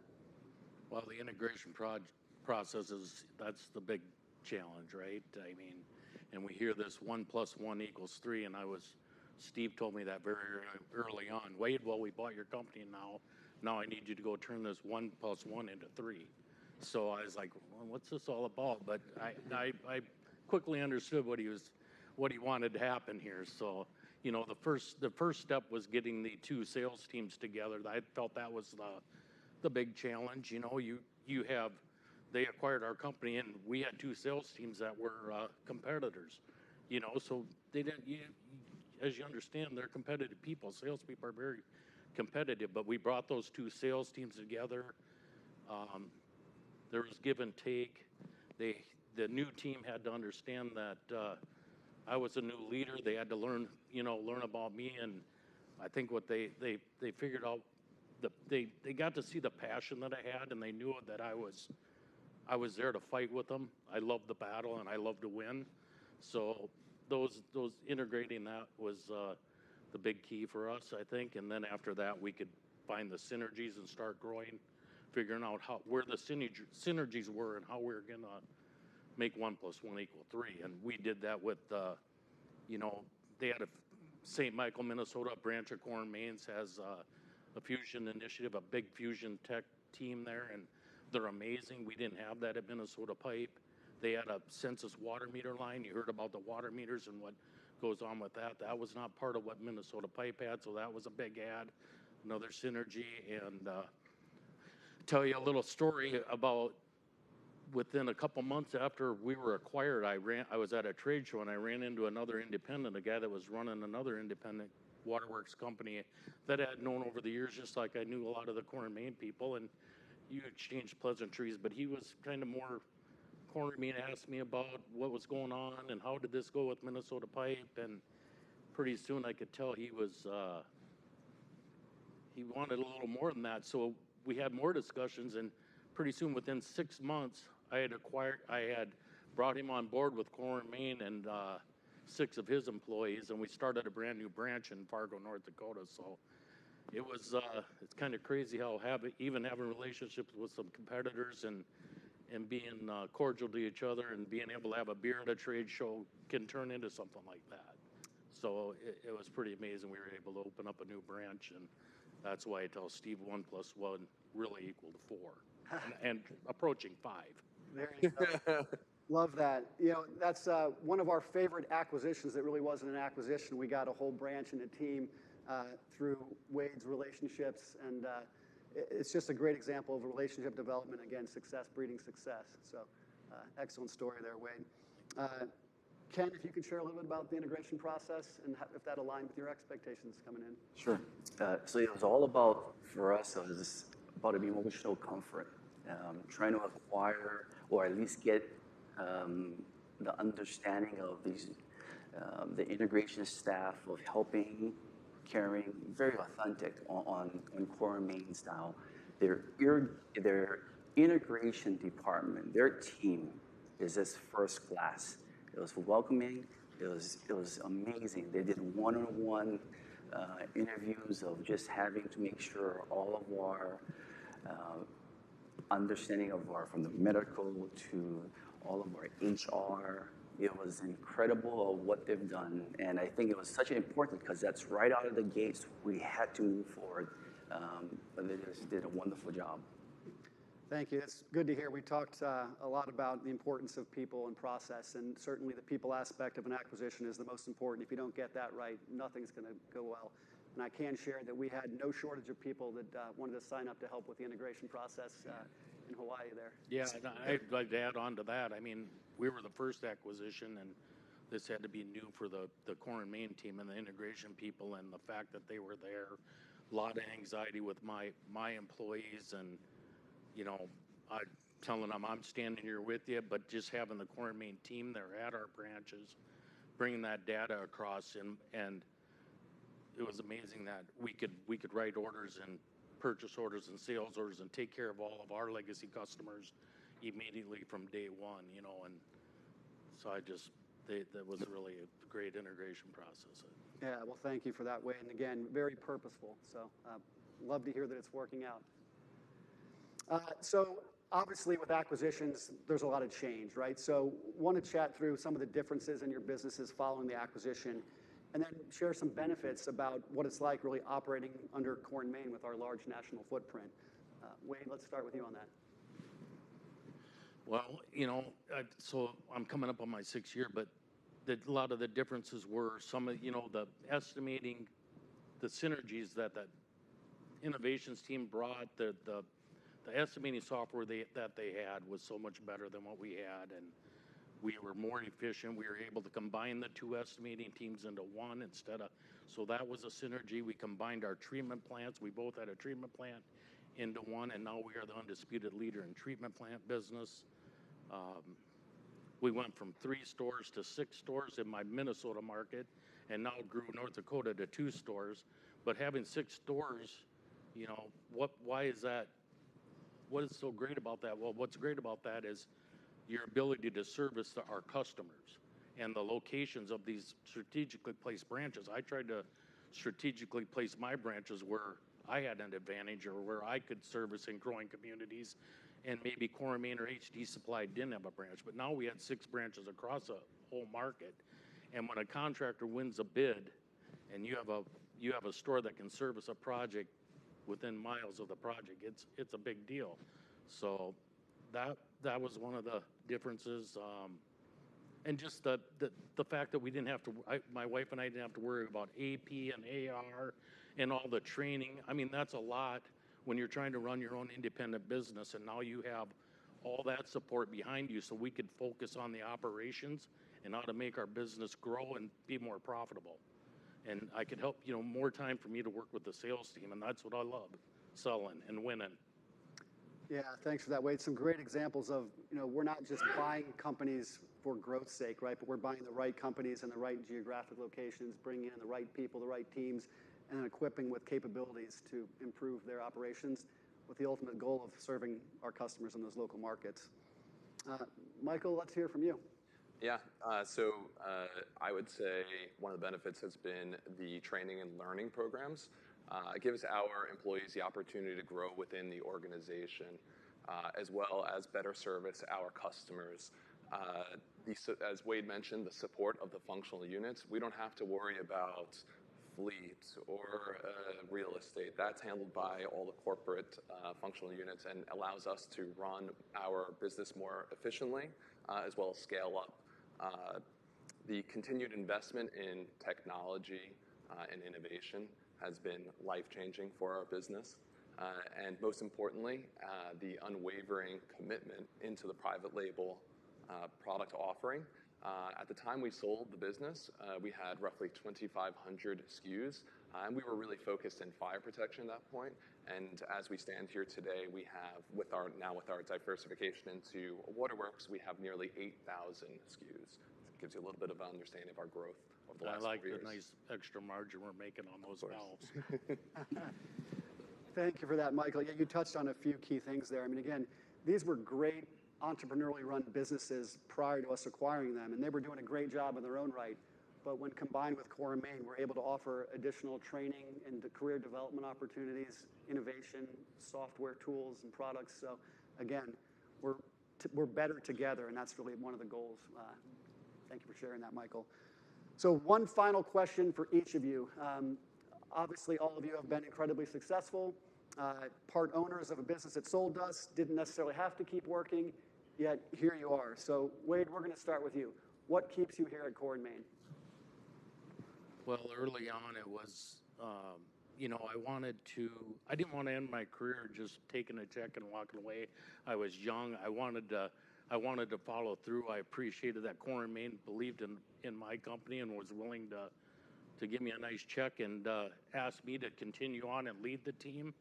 And I wanted to lead the team. I wanted to be there for sure for my employees who were my family, and then, you know, get to know the new family on the Core & Main side and You know, there's a lot of talk about culture, and I'm sure companies that said all the time, but the crazy thing is this is actually true. There is an amazing culture. And competing with these guys and these sales guys that I knew and the managers and the team at Core and Main prior HD Supply in my market, you had pleasantries, you knew each other, but now I'm part of the whole team, and I've created all these new friends, and I'm afraid to walk away from it because it's your family and your friends, and you enjoy it. So. Well, Wade, thank you for not walking away. You've provided tremendous value to us, and we're honored to welcome your family business into our family business. So thank you for that. Ken, how about you? What keeps you at Core and Main?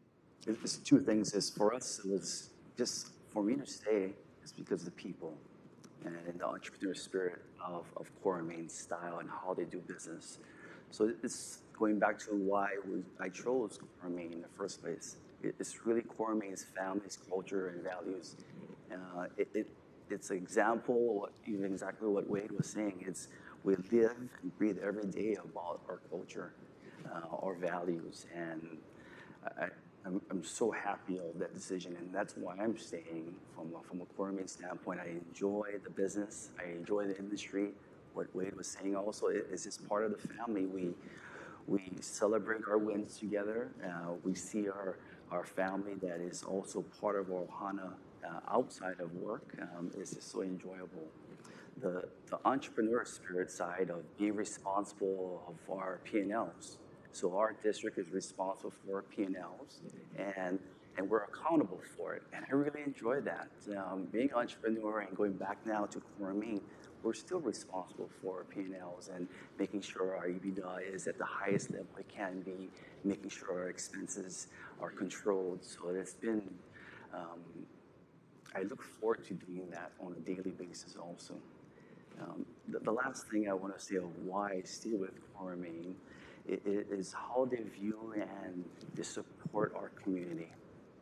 And they support the community and they thrive in growing our communities. And it's our help of Core and Main. We provide infrastructure for many generations. And it's hit home for me. I'm born and raised on Maui. With Lahaina's tragedy, we've got 2,200 structures that was destroyed. 86% of those structures was homeowners.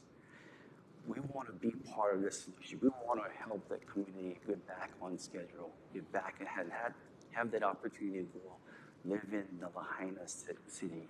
So I'm looking forward to helping the community. But I thank Core and Main also for making the donation as part of this event. It really hits home, and I love to help the Lahaina community get back on its feet.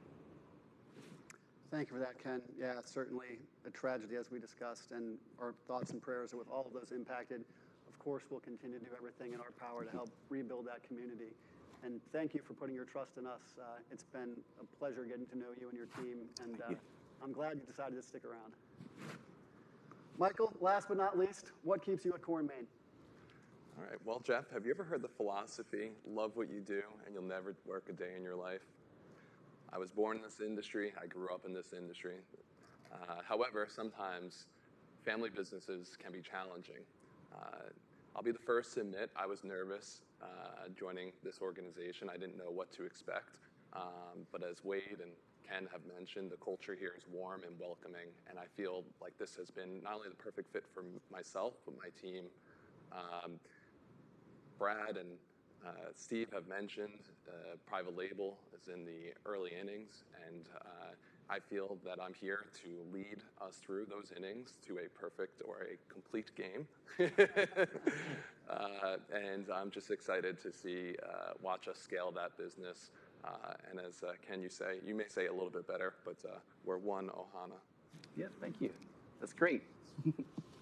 Thank you for that, Michael. Yeah, it's been an absolute pleasure welcoming you and your brother and the broader team into the family, transforming fire protection, and really as a rising star in our organization, Michael, and with you at the helm of our private label, I know we've got a bright future there. Thank you. One last comment. Sure. I just want to say, if I can turn back time, I wouldn't change a thing. Love it. What a great message to end on. Thank you all for being with us today, making the trip and sharing your story. I know it helps to hear from someone who's actually lived it. So thank you all for that. We were going to start singing, but they. I'm now going to turn it over to Robin to take it from here. All right. Thank you for that. That was awesome. So good. We will now take a short 10-minute break. So please be back in here by 10:55 for the second half of our presentation.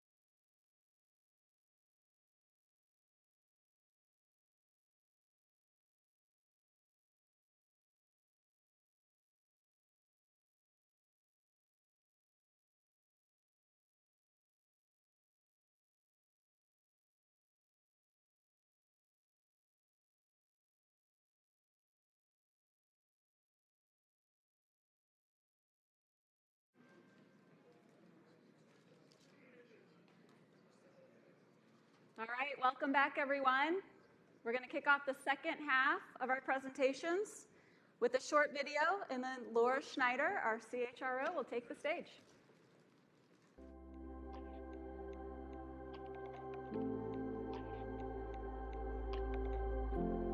And when we do this and we do it well, we really do blur the line between work and play. Our ability to work with not only our own associates where they become like family members, whether it's bidding jobs becomes a team effort and a rallying point. Winning those jobs gives reason for celebration. Then executing the jobs, the reason for even more teamwork. And when that happens, you build these bonds with your associates in those branches, with the folks in credit, folks in AP. It draws you in, makes you want to be part of it. But I think it's so true about this industry, even more true about Core & Main.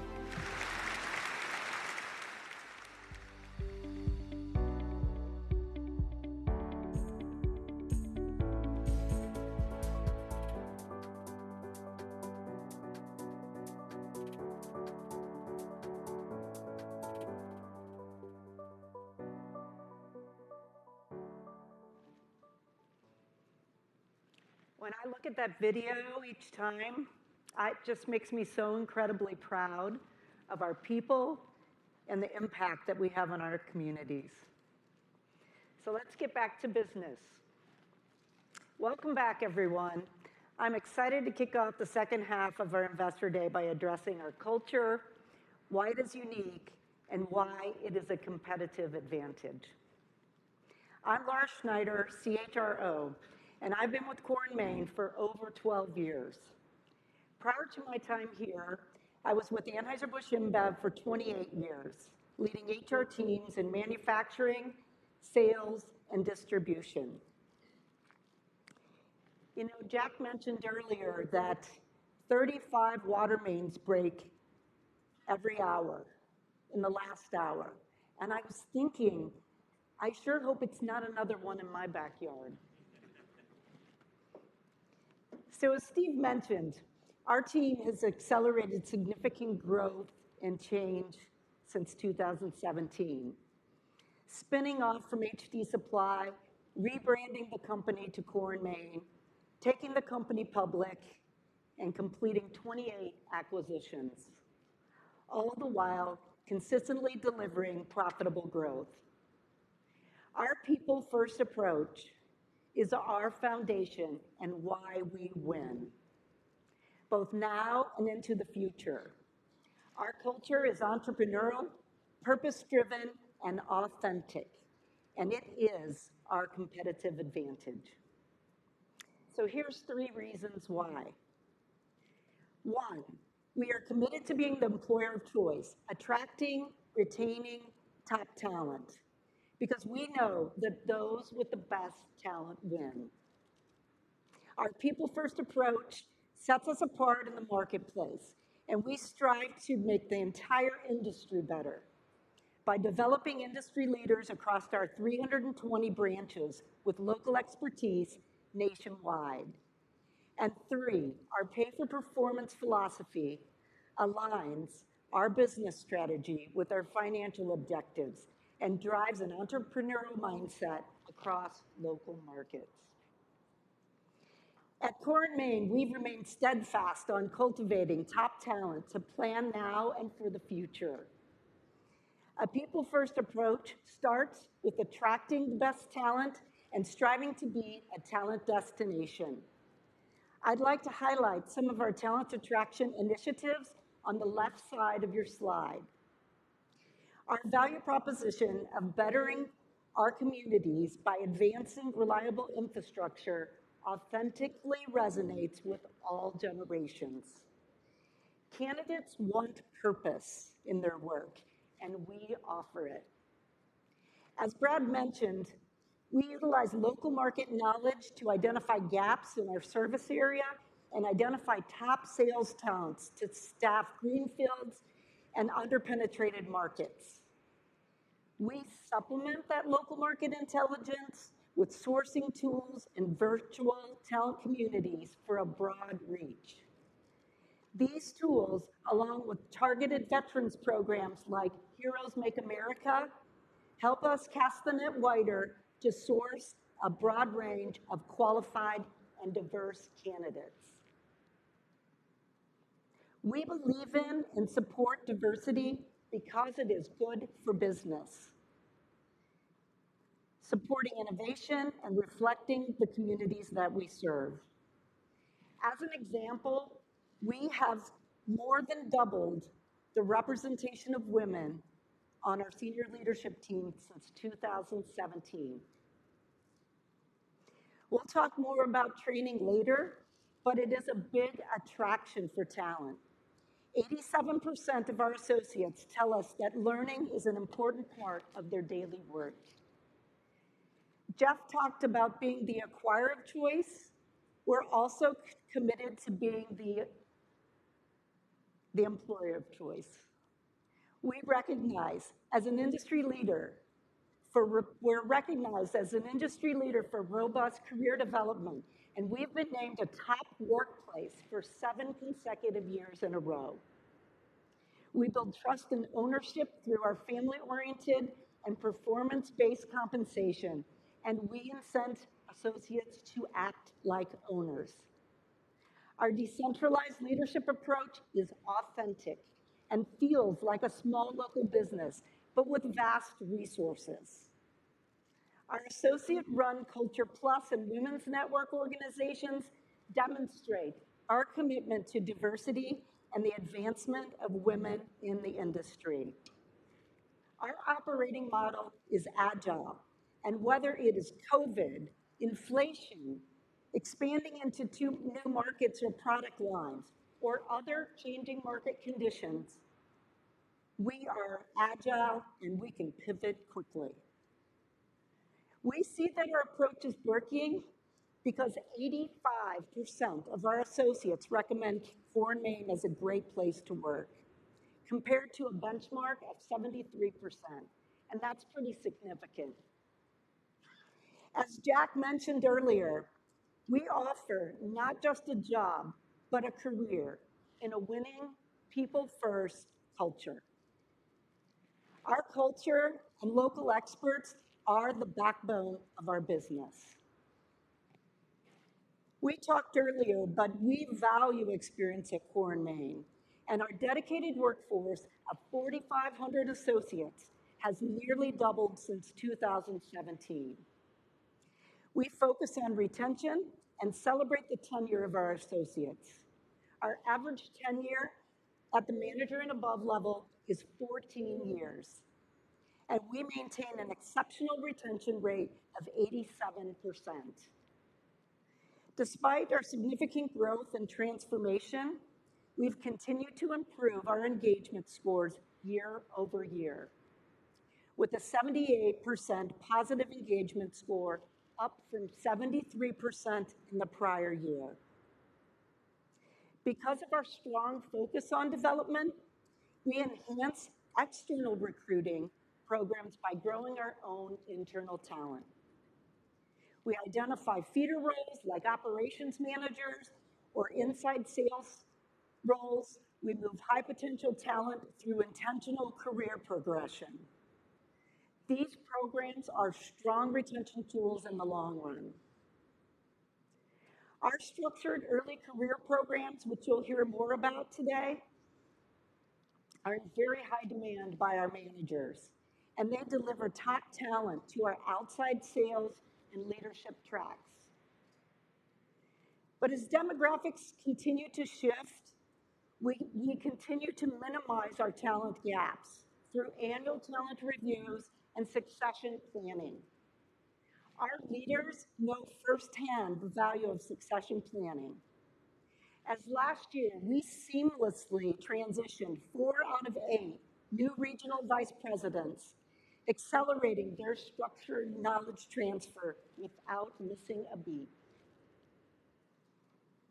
Maintaining a positive culture through significant change and growth is a constant effort, and we've created avenues where all associates have a voice, where they can give and receive feedback.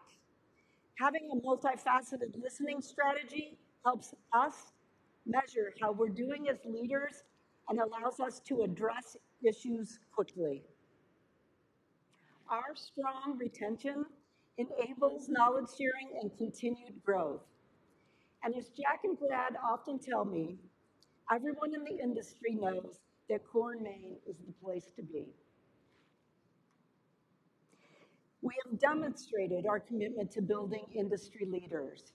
Our training is best in class and has been recognized as number 23 globally by Training Magazine.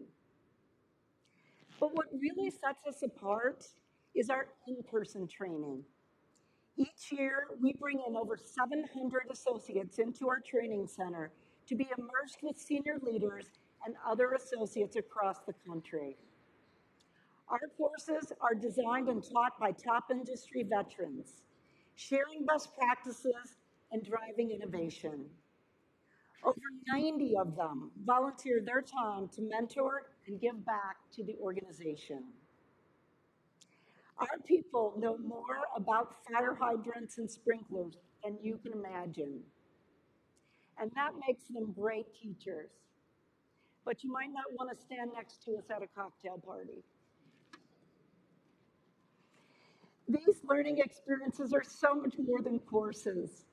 They have been transformational for our business because they allow us to unify common goals and operating procedures, identify talent, successors, and career progress, communicate strategic initiatives quickly, like inventory rebalancing and the path towards undisputed leadership, solve problems in real time, and create cohorts with formal and informal mentors.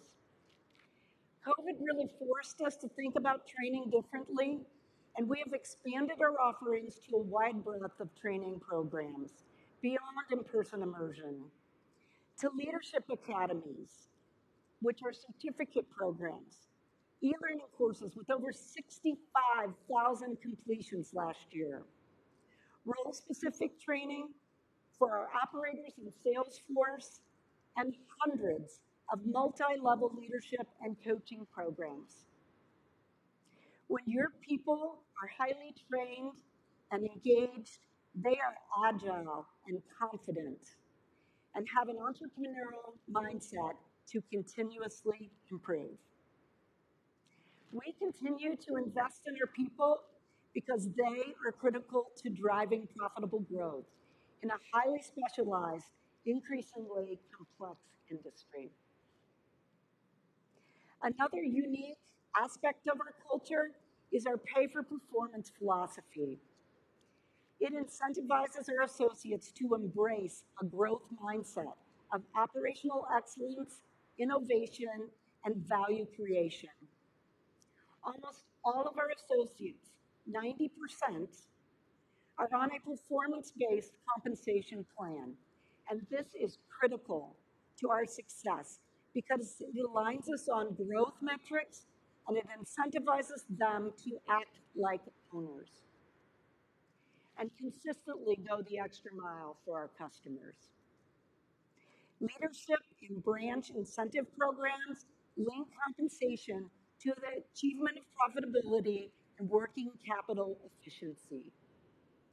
And sales plans drive profitable growth. So whether you are a sales associate, a leader, or an individual contributor in a profit-sharing program, your actions align to the goals of the company and contribute to the bottom line. Our incentive compensation programs contribute to retention and recruitment of key associates. Our performance-based compensation is a key differentiator in our culture. So to close out, I have 3 things for you to take away today. First, we believe that those with the best talent win. And that is why we're committed to being the employer of choice to attract, develop, and retain talent. 2, as our industry continues to become more complex, we continue to be well positioned to set the bar by providing well-trained industry leaders with local expertise nationwide. And finally, our pay-for-performance philosophy aligns strategy to our financial goals and drives ownership at all levels of the organization. Each of these components is unique to our people-first culture, which is our foundation for profitable growth and our path towards undisputed leadership. Our culture is our competitive advantage. So now it's my pleasure to introduce Jessica Killian, Vice President of Strategic Operations.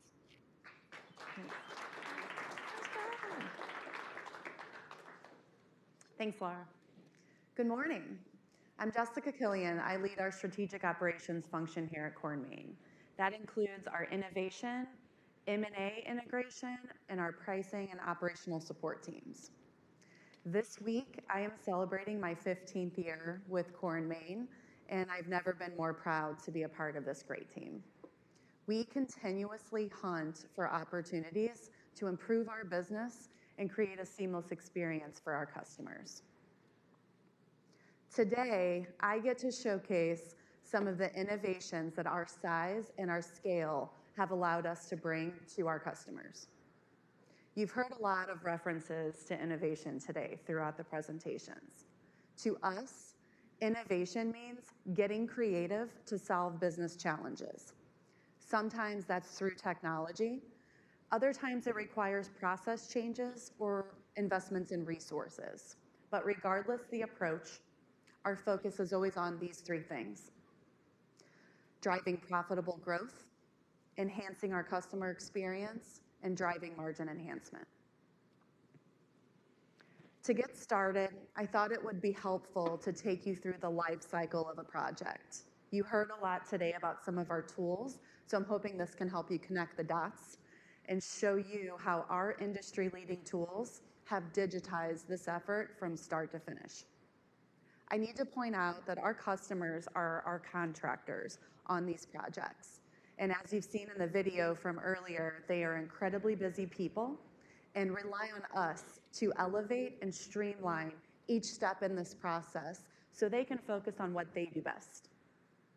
I'm going to start from left to right, so hang with me, please. Projects start off with an engineer's drawings, blueprints, which we translate into a precise set of materials. We call this our estimating process. Sometimes we refer to it as our takeoffs. And the irony of calling it our estimating process is that there is no guesswork involved here. Our customers are relying on us to be incredibly precise, complete, and compliant with the local specifications of each municipality. We utilize state-of-the-art estimating software to create this list of materials, alongside a custom integration to our proprietary bidding solution. I'll cover these two steps in more detail here in a bit. Once our customers are awarded the projects, it takes us to our third step, our submittal process. This is where we're working with project engineers to prove that the materials we're going to supply are compliant with local specifications. We're typically providing a large packet of manufacturer specification sheets, which the engineers will go through and review and approve. This is typically a very time-intensive process. It takes a lot of time for us and our customers, but it's critical because mistakes in this area can be very costly. Mistakes mean digging up and reinstalling material. So we innovated and introduced PowerDocs. PowerDocs is our proprietary submittal software that allows us to pull together these big packages with hundreds of documents through the click of a button. Our associates love the simple use of the tool, and our customers love the very professional manner and packaging which they can flip through and approve quickly. Once submittals are approved, we go to the fourth step, our delivery coordination. Step 4 is an iterative process, occurring many times through various phases of installation. It's not typically a one-time delivery for projects. It is imperative that our communication throughout this process is excellent. Any delays in materials can result in our customers' crews sitting idle and delays in their construction schedule. For this, we utilize digital tools, providing our customers delivery text messages with our estimated time of arrival so that they can prepare for the unloading and installation.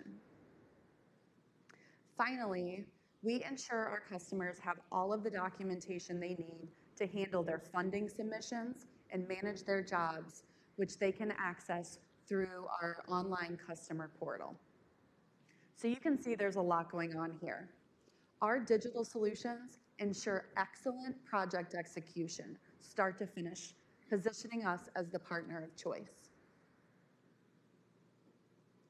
I'm going to dive a bit deeper into our estimating process. So why is this so critical for our customers? I mentioned our first step is our material takeoff, and this is where we're taking an engineer's set of drawings and creating a comprehensive list of materials from this. We are not just responsible for measuring all of the lengths of pipe and counting the number of fittings, valves, and hydrants needing to be installed. Our customers are relying on us to ensure the material we're supplying is compliant and will pass local inspection. You heard Jack and Steve talk a lot about the importance of municipal specifications. This is where our expertise really shines. This knowledge is not found on a set of engineers' drawings. Drawings are focused on technical function. Sometimes drawings even contradict the requirements of local inspectors. So our customers are relying on us to get this right every time. How do we do this? We utilize a digital takeoff tool called PlanSwift alongside a custom integration to our proprietary bidding platform, PowerScope. Together, these two tools provide a unique, custom solution tailored to our business, which serves two important purposes. First, we're able to preload our municipal specifications into this tool in order to ensure our takeoff is compliant. So when we go to count the number of hydrants for a project in the city of St. Louis, for example, we're tabulating the precise part number that meets the specifications for St. Louis and we know is going to comply. Second, the online interface allows us to zoom into an engineer's set of plans and easily take pipe length measurements very precisely, count the number of pipes, valves, and fittings. And this is able then to be accurately priced and turned into a professional quote for our customers. For many in this industry, this is an intensive paper, pencil, and ruler exercise that is error-prone and takes a considerable amount of time. Our custom tools have increased our efficiency by 100%. And we are not only faster, but we are more precise and more compliant. This is so critical because we are doing 350,000 bids per year, equating to about 1,400 per business day. This may be the only thing that happens more frequent than a water main break in our industry. The bottom line here is that our digital tools are enabling our customers to bid more projects and win more jobs, which in turn helps us win more customers. Besides winning more jobs, our tools enable our customers to be more efficient and more profitable. The left side of our page highlights our advanced delivery tools, which provide our customers a mobile delivery app, provides our drivers a mobile delivery app, and provides our customers real-time visibility into our arrival times. When you go to order a pizza online, you can track its progress till it's delivered at your door, right? Our customers deserve these same privileges to help with job site coordination and their efficiencies. We coordinate over 800,000 deliveries per year on our own fleet of approximately 1,400 vehicles. Every delivery is an opportunity to strengthen our customer relationships. Our digital tools are enabling our drivers to succeed in each and every one of these interactions, making them some of our best salespeople. The right side of our screen highlights Online Advantage, which is our proprietary customer portal. Timely information is critical in today's world. It's important to you and I. It's what we've all grown accustomed to expect, and our customers are no different. They can log into Online Advantage and obtain important documents such as invoices, proof of delivery photos, and review job status reports, which tell them what we've shipped so far on the job, what is left to ship, and they can review their release schedule, along with many other offerings. We are leading the industry in digital adoption by bringing modern technologies that we've grown to expect in our daily lives to this industry and to our customers. Our solutions are driving profitable growth for our customers and our company. In addition, our tools help us attract experienced and high-quality talent. We love to see our newly acquired associates' eyes light up when they see the tools we have to offer them and their customers. Before I wrap up my presentation, I wanted to touch on an area that is critical to drive margin expansion, and that is our focus on pricing. As you heard Brad mention, the ability to provide localized, market-specific pricing is an important part of our business. Our branches require autonomy to set pricing for their markets. They know it better than anyone else. This has some inherent challenges, though. You can imagine the complexity associated with establishing system pricing for 60,000 customers across 48 states, over 200,000 SKUs. We have millions of data points we're managing at any point in time.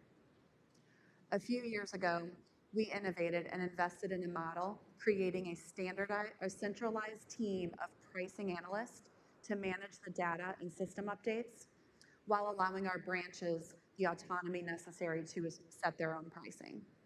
Our pricing analysts are an extension of and a strategic enabler for our branch teams.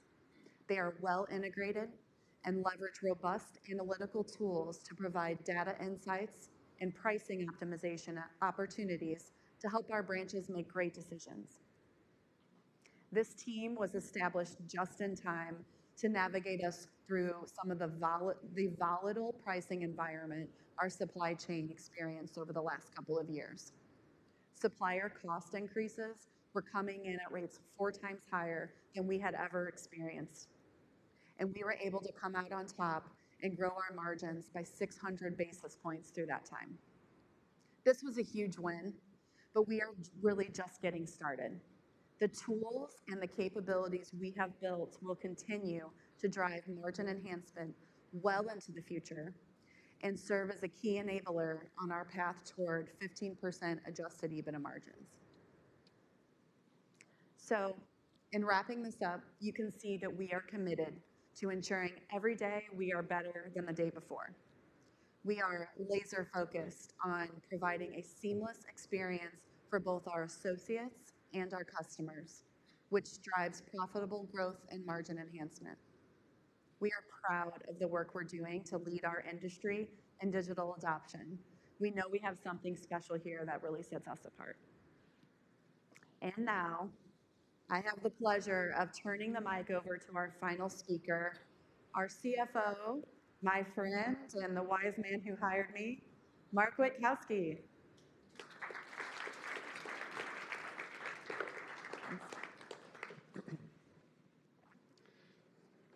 Thank you, Jessica. Great job bringing our technology investments to life. I think you can see why I hired her. For those, and hey, thanks for everyone for being here today. It's really nice to see some familiar faces here in the audience. You know, for those that I haven't had the opportunity to meet yet, I'm Mark Witkowski. I'm the CFO for the last 8 years and been with Core & Main for the last 16 years. During this time, we've achieved tremendous growth, enhanced our profitability, and generated significant cash flow. We also separated the company from HD Supply and took the company public in 2021. I would like to take this opportunity to thank all of our associates that have contributed to our success over this time period, including all of those associates across the country in our branches and our administrative associates that have contributed in so many ways often behind the scenes.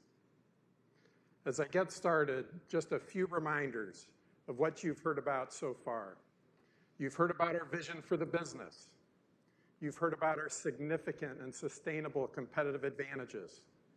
You've heard about the opportunities and initiatives we're pursuing to drive long-term profitable growth and margin enhancement. And you've heard about the significant value we create through M&A. With that perspective, I plan to cover how that translates to the following three topics.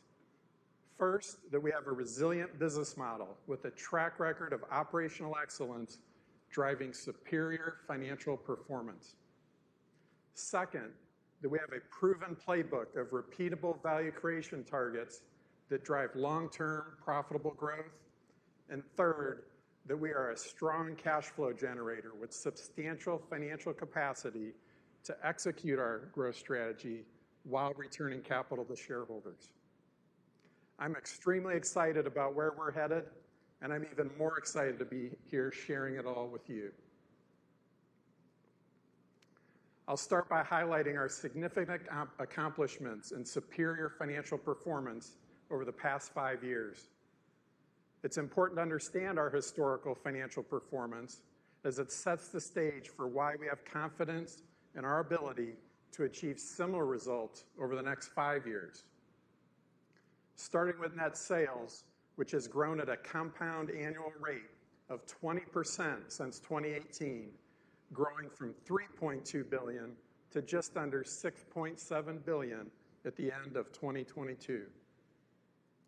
Our end markets delivered roughly 2 percentage points of annual volume growth, despite seeing impacts from COVID during 2020. We delivered 3 points of annual above-market growth resulting from our investments in new sales talent and expansion in underpenetrated geographies and product lines. We also drove additional share gains by demonstrating trust with our customers through operational excellence and by delivering products to them when and where they were needed. Post-COVID, we saw the supply of products in our sector become challenged due to raw material shortages and labor shortages at our suppliers. At the same time, we saw demand for our products increase, which drove additional shortages in product availability. As a leader in our sector, we worked closely with our customers to communicate the cost increases we were experiencing and the longer lead times. This information, along with our preferred access to products, helped our customers complete projects successfully. The price increases we were able to pass along drove a portion of our net sales gains in 2021 and 2022. Prices have remained resilient while supply chains have improved in recent quarters. In addition to this organic growth, we also added $1 billion of net sales from acquisitions over this time horizon, contributing nearly 4 points of annual growth. We grew adjusted EBITDA over the last 5 years at an annual rate of 38%, or nearly 2 times the sales growth. Adjusted EBITDA margins expanded by 600 basis points from 8.1% to 14.1% at the end of fiscal 2022. That was through a combination of accretive M&A, the execution of our margin enhancement initiatives, and leveraging our cost structure as we grew.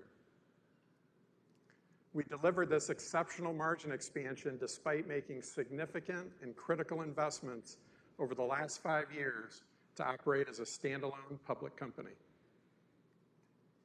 During this period, we also reduced our net debt leverage from nearly 6 times in 2018 to just under 1.5 times at the end of 2022, creating significant capacity for us to reinvest in the business and return capital to shareholders. So far this year, we have deployed over $600 million back to shareholders through share repurchases. We benchmark this performance against other leading specialty distributors, and we believe our performance is best in class. This superior performance is a direct result of the hard work of our associates to advancing reliable infrastructure across the country. Our past performance and success didn't just happen. We have a culture of operational excellence that drives this performance across the business. And as Laura mentioned earlier, the culture starts with a growth mindset and a pay-for-performance philosophy that aligns our business strategy to our financial objectives. Nearly all of our associates are compensated with metrics that drive profitable growth and cash flow generation. They are trained on the levers to drive performance, and they are rewarded when we achieve our objectives. This alignment, coupled with our strategic initiatives, has been a strong contributor to the performance we have achieved. With our historical performance as a backdrop, let's turn to the future and discuss what our business can produce on an ongoing basis. As you heard Steve earlier, our markets have grown in the low single-digit range historically, and we expect the fundamental demographic trends and drivers of growth in our end markets to continue. We expect multi-year tailwinds in the residential and non-residential end markets. When coupled with healthy municipal budgets and the potential for significant federal proceeds, we believe end market growth over the long term will be 2 to 4 percentage points annually. We've also demonstrated a history of organic above-market growth, producing 3 points of market outperformance over the last 5 years. And we believe that our capabilities and operational excellence will continue to drive organic above-market growth in the range of 2 to 4 points annually. Our M&A pipeline is healthy, and we continue to acquire businesses in our highly fragmented markets through bolt-on and complementary acquisitions, driving another 2 to 4 points of annual net sales growth. Collectively, our end markets, above-market growth capabilities, and M&A strategy result in total annual net sales growth in the range of 6 to 12% annually. In terms of margins, we expect to continue executing our margin initiatives, and we'll leverage our scale, productivity, and operational excellence to drive 30 to 50 basis points of adjusted EBITDA margin expansion annually. We'll strive to do this while continuing to produce strong operating cash flow at a rate of 60 to 70% of adjusted EBITDA, underpinned by a strong balance sheet to provide robust capital deployment. As we dive into each of these targets in more detail, I'll start with our sales growth objectives. We have a clear path to $10 billion of net sales by 2028 by generating $1 billion of incremental growth from our end markets, $1 billion from organic above-market growth, and $1 billion from M&A. We expect our end markets to grow approximately 3% annually across this horizon. Our municipal end market is expected to experience multi-year tailwinds backed by resilient municipal spending to repair and upgrade our nation's aging infrastructure. And we expect meaningful growth resulting from the proceeds available under the Infrastructure Investment and Jobs Act. Residential and non-residential construction markets are expected to continue to benefit from demographic shifts, coupled with the undersupply of available lots and housing shortages that currently exist. In addition to market growth, we expect to drive organic above-market growth, and we believe we can achieve an additional $1 billion of net sales through the 3 ways that Brad mentioned earlier. First, we expect above-market growth from the adoption of new products and technology in our industry. For example, with smart meters and storm drainage technology and solutions. Second, we expect above-market growth by making investments to expand into underpenetrated geographies through greenfields and continuing to train and add sales talent. And third, we expect above-market growth by driving the adoption of new or complementary products to our customers, like we've done with fusible HDPE solutions, treatment plant, and erosion control products. In addition to organically driving above-market growth, we expect another $1 billion of net sales from acquisitions over the next 5 years. We've developed strong M&A capabilities, as you've heard Jeff describe earlier. We have hundreds of potential targets that are sourced by our corporate development team in partnership with our local teams. And in many cases, they have decades of experience in this industry. Our deep knowledge of the industry that provides a significant competitive advantage as we execute our disciplined strategy to increase our geographic reach, expand our product portfolio, and bring in key talent. This disciplined approach, combined with synergy capabilities, drives significant value creation opportunities. The next component of our long-term financial targets is driving adjusted EBITDA margin expansion to 30 to 50 basis points annually. This equates to growing our margins by approximately 210 basis points from 2023 to 2028, reflecting adjusted EBITDA margins of approximately 15% or $1.5 billion. We have several initiatives in place to drive margin improvement, which you've heard about earlier in the presentation. You've heard Brad talk about the opportunities for our margin expansion initiatives, including pricing analytics, sourcing optimization, private label expansion, and operational excellence. You've heard Jessica talk about our focus on technology and innovation to operate more efficiently and drive productivity to offset inflation and leverage our fixed cost structure. We expect M&A to continue to drive margin expansion as we execute our acquisition strategy with clear and immediate synergies. Over this time horizon, we also expect to continue making several investments in SG&A to drive long-term growth and margin enhancement. In addition to the greenfield expansions, we will continue to invest in technology to ensure the modernization of our systems and processes. These investments include customer-facing and internal technologies to maintain and enhance our industry-leading platforms.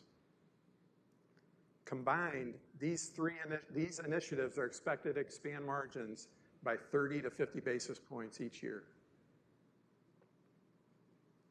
The final component of our long-term value creation targets is generating operating cash flow conversion of 60 to 70% of adjusted EBITDA.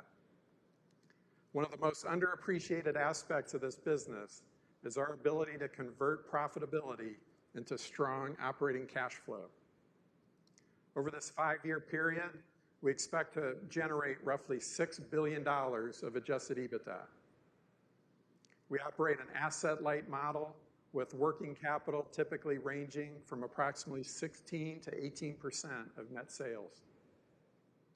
We expect our cash taxes to be 19 to 20% of pre-tax income, and we have a significant portion of our debt locked at fixed interest rates, providing a relatively stable cash interest expense estimated at $75 million annually.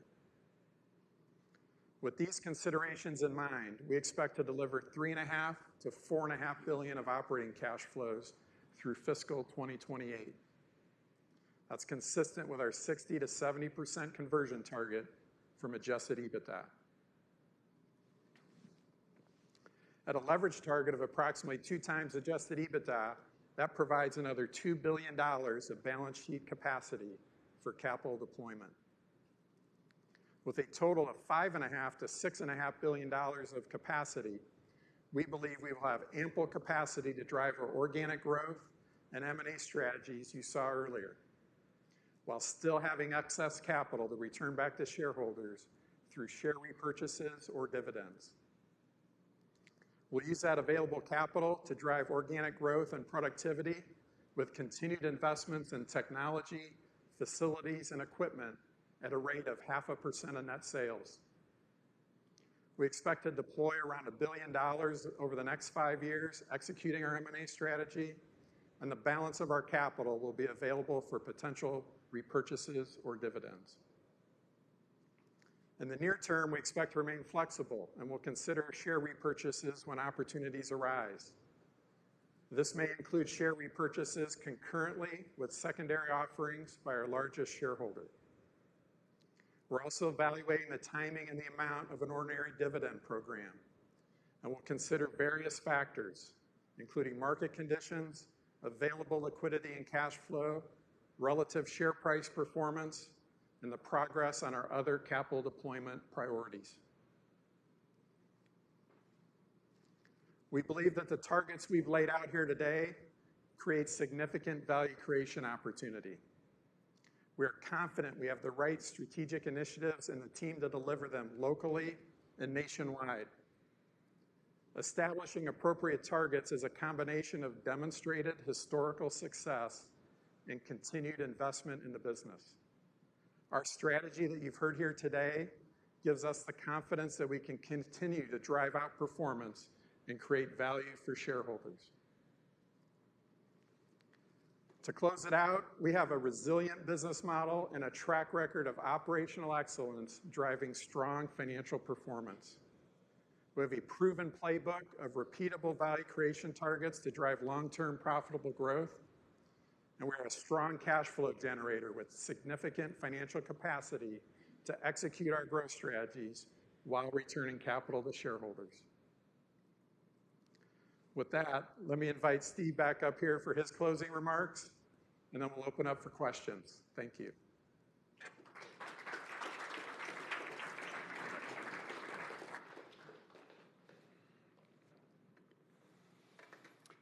So you've had the opportunity to hear firsthand from our team on the history and track record of success, the differentiated industry structure and the leadership position we have to move it forward, how we've overcome and thrived through COVID and supply chain hurdles to launch one of the most successful IPOs in 2021, operationally outperforming the best-in-class specialty distributors that we have benchmarked ourselves against, to ultimately seeing our vision to take Core & Main to all new levels of performance and shareholder value.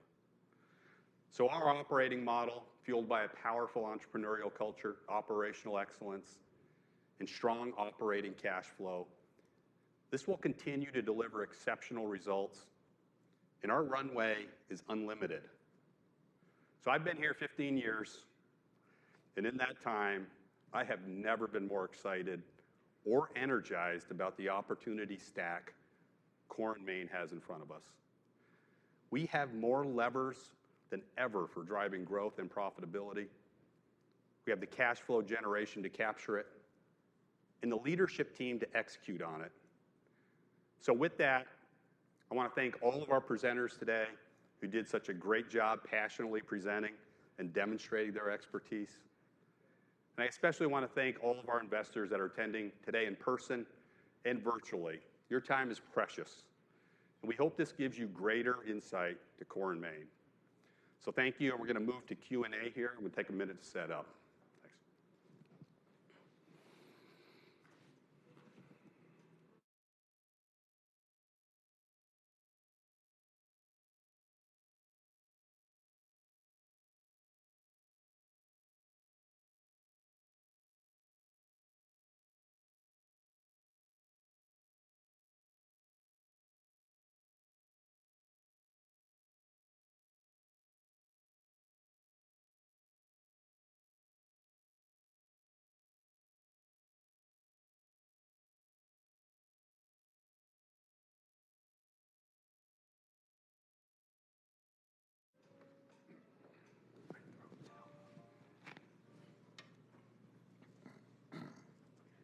All right, we'll now open it up for questions. If you have a question, raise your hand. We've got a couple mic runners out there, so we'll get a microphone over to you. Please, when you get the mic, please say your name and the firm that you're with. Let's go first here to Anthony. Hey, Anthony Pettinari from Citi. Steve, since you've IPO'd, you've had very strong kind of underlying demand and inflation, helping price. I'm just wondering how you think the business could perform in a downturn, just hypothetically, if we had a sharp recession or if, muni or private markets came under pressure. If you could talk about kind of variability of the cost structure and maybe how you might perform versus previous cycles, previous downturns, or going back to the HD Supply days. Yeah, sure. Certainly when I look at our operating performance and the resilience of the business model, Even during downturns, the municipal piece has held up incredibly strong. And I think we're really encouraged by what we see, not only with the opportunity there going forward, but we also look at, historically how things have changed. The downturns that we're seeing right now, if you look at residential and non-residential, it's been such a smaller part of our business, and our business has still been resilient. And if you look through kind of the impact that it's had just in this last year, you've seen volumes down, really low single digits. And we think that's going to, while there could be some challenges in the future, long term, if you look at that 5-year outlook, the housing demand, everything is really lined up well for us. So we may have a quarter or two, as you've seen with many other companies in the past that have had some residential structure, but we don't see that, and we're preparing for growth. The other thing I just share with you from an operating standpoint is, you heard a lot about our pay for performance and our compensation programs. And that works both ways. So when we go into a downturn, when we hunker down, a lot of those metrics and that cost comes out automatically because we have so much variable cost associated with our employment base. And that's a big part of the flexibility that we have to be able to move quickly and adapt to market conditions should we get into something like that.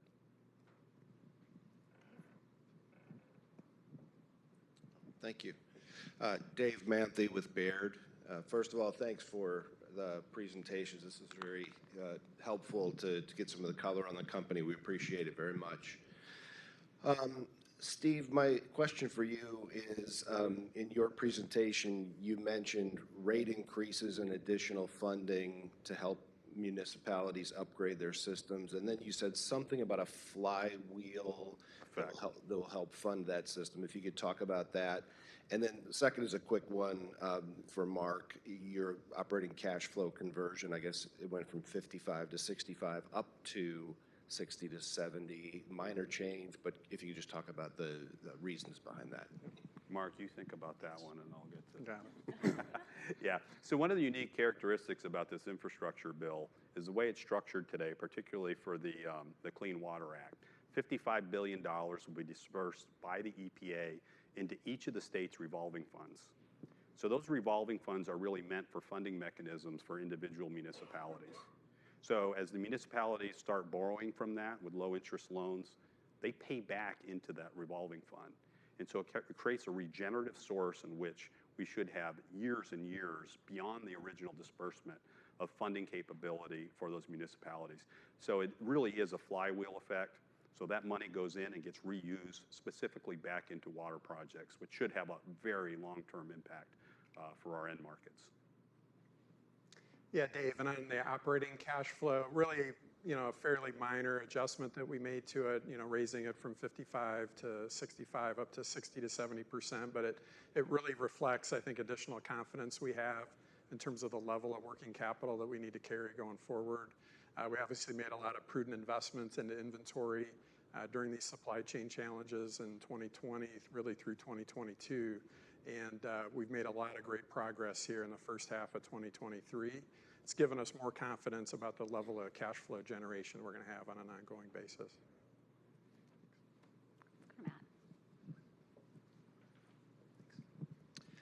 Hey, Matt Boulay, Barclays. Thanks, guys, for all the detail today. My question's on the private label strategy. I know you've brought on some brands with the acquisitions over the years, so maybe that's part of the answer.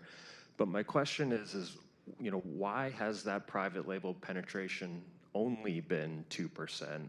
As you mentioned, other places it might be more like 10%.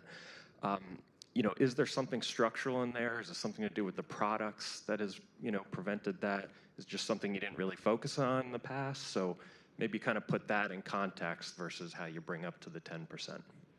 Brad, do you want to talk about it? Yeah, as I mentioned in my remarks today, private label is not easy. I want to say that. It's not something you do kind of from a spreadsheet, and that's why I think it hasn't really been tackled. We had some, I would say, some early starts with it many, many years back.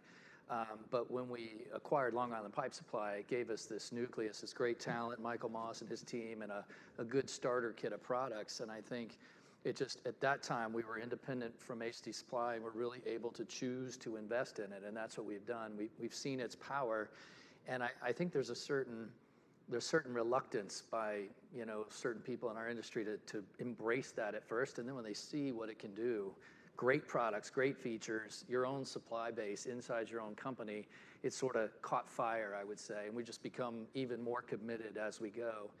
And having a team that understands global supply chain, manufacturing partnerships, and as Michael pointed out, some domestic operations that we even run ourselves, it's just given that ability with all the data we have to say, where should we go next to minimally impact like our strategic partners, but go after product that's really perfectly suited to our private label distribution capabilities. So you'll see that continue to grow.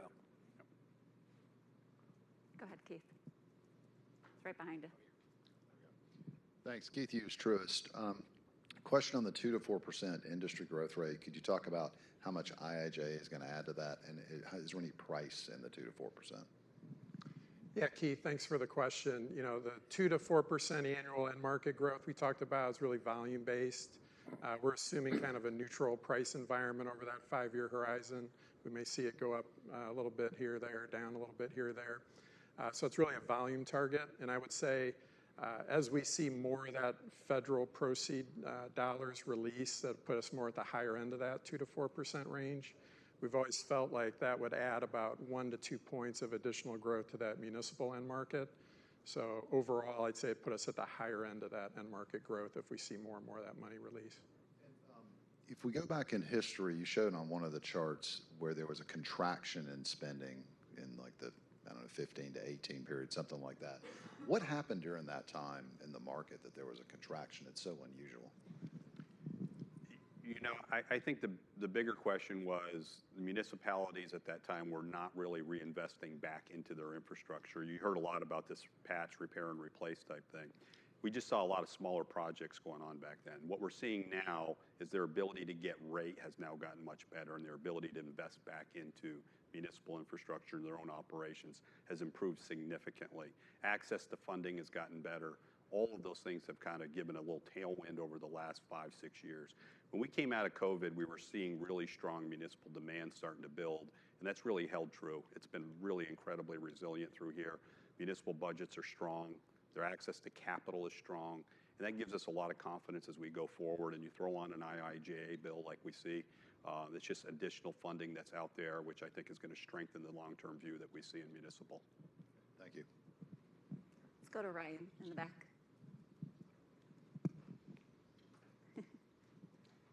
Thank you. It's Ryan Connors, North Coast Restarts. I want to also say thanks for the presentation. Very well done, very well articulated. So I know Jeff's not on the stage there, but this might actually relate more to M&A. A question about sort of the complexity. You mentioned how many different suppliers you have, and you might have a sales team in one market saying, this metering brand is the best, and then the sales team, a few miles over saying, hey, you got to buy this metering brand. And when you're buying different acquisitions, how do you manage that complexity? Is there a goal to kind of unify into single source suppliers in certain areas? Just curious about that quilted supplier network. Sure, I'll tackle this one. Part of the process that we look at when we look at different acquisition targets is exactly the alignment of certain product categories. And in some cases, some product categories may not align with what we're currently carrying. Some cases are complementary, and that's exactly why we do the acquisition. We did an acquisition in Colorado to get access to a meter line that we didn't have before. So in nearly every case, we look at that, and that's really done up front to understand what the benefits are of the different product line alignments that we have. And in some cases, there's some conflict, and what we generally deal with is what's the most prudent approach to go. We are not looking for one unified source across this country. You've seen, and you've heard over and over today about the varying specifications that happen at local levels. Having one source anywhere is, really ties your hands on what you can do to grow this business. So we will look at each individual case, each individual product line. We make a lot of decisions along those lines. Let's go here in the middle, Glenn. Brian Barros, Thompson Research. I wanted to ask about the cash conversion again. It's probably arguably just back to normal, but it's about double what it has been historically. That was arguably suppressed during COVID times. Does this allow you to change any capital allocation priorities or maybe accelerate something you haven't been able to do the past few years as cash has been tied up in other initiatives? Yeah, thanks, Brian, for the question. First, I think I'd take you back even further. And as you look at this business and the amount of cash it's generated, this has always been a very strong free cash flow business, fairly low capital requirements to grow organically. That continues to be the model going forward. The organic growth that we laid out, the 2 to 4%, we can capture that with the 0.5% of net sales in terms of capital deployment there. That is our number one priority for capital deployment. Second is that significant opportunity in our highly fragmented industry from an M&A standpoint. Again, we think we got about $1 billion there we can deploy over this period. But yeah, that operating cash flow does allow us to not only do that, but also, as you've seen now, return capital to shareholders through share repurchases. And we think now even longer term, given that operating cash flow, we'll have the opportunity to introduce dividends here at some point. Joe. Joe Allersmeyer, Deutsche Bank. Same topic. Just if you could talk to the level of confidence in the $1 billion to deploy, if you maybe characterize that more as aspirational or a minimum that you'd look to target. And then if you actually had more opportunity than the $1 billion, would that come from the returned cash to shareholders, or would you take up debt even further in that case? Yeah, thanks for the question. Strong confidence in the M&A. You've seen us be a consistent deployer of capital on M&A since we've been a standalone public company. We have hundreds of opportunities out there.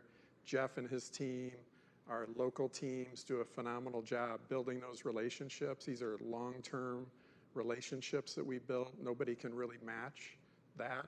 That's what gives us the confidence. We are the acquirer of choice. We can continue to deploy capital that way. I don't see us needing to really make choices there in terms of the capital deployment. The organic growth will be number one. M&A will be number two. And given that confidence in the operating cash flow, we'll have plenty to deploy beyond that, I think, back to shareholders. And again, we'll do that through repurchases or dividends at the right time. Let's go over to Mike.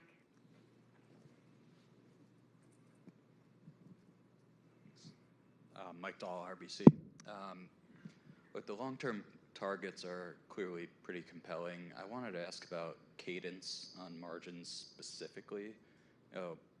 Mark, I think you've articulated that in the near term, you viewed your gross margin more 25.5 to 26, which actually would still imply a little pressure beyond what you've guided to for fiscal 23. So when you think about the cadence in this 5-year horizon, are you raising your expectation for near-term normal on gross margins, or do you think we could kind of see a dip in 24 and reacceleration into the out years in the plan? Yeah, thanks, Mike, for the question. We've been pretty consistent in terms of how we've talked about the gross margins and some of the normalization that we expect there.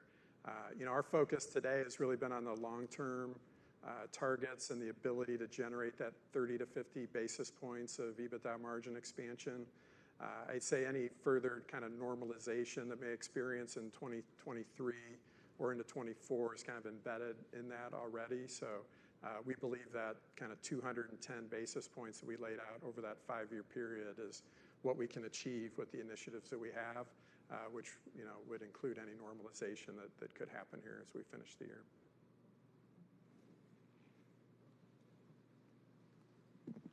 Vivek.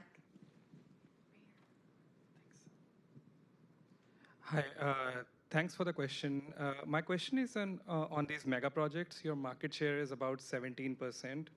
Would you say within these mega projects like chip plants, battery plants, your fair share should be higher because there are only 2 really big competitors out there? And any signs of early wins on some of these projects? Yeah, we really compete well in those projects because there's not a local distributor that can handle a lot of that emergency, urgent demand that's happening in those projects. In cases that we've done big projects before, like, just take a Las Vegas Raiders stadium, for example. We were able to supply all the fire protection products in there miles and miles of fire protection pipe and sprinklers because we're able to fabricate it across multiple locations, kit it, and get it on site. That's a huge value to these contractors out there. They're looking to move quickly, and they're looking for quick capacity, and they're looking for quick assembly. And that skill set lends in well to our operating capabilities on a nationwide footprint for sure.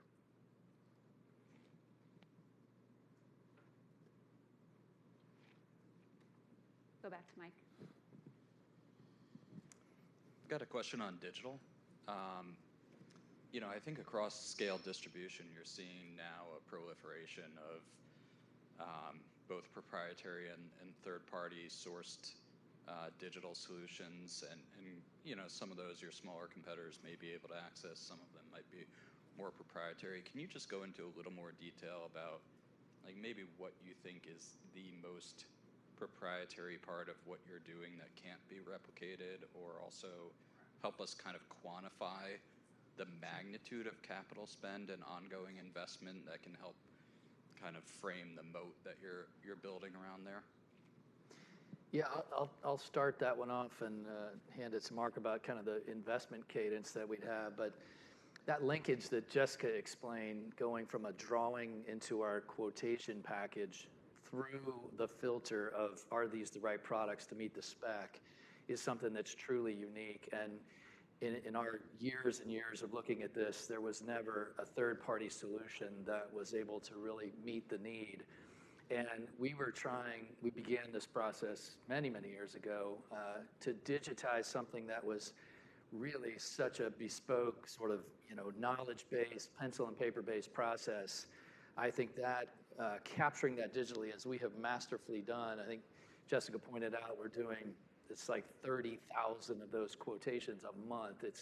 It's a monumental achievement, and we don't believe anybody is even close on that. So that sets us up to not only give the exact correct product, as you heard, the automated submittal package, which has long been the last job anyone in the branch ever wants to tackle.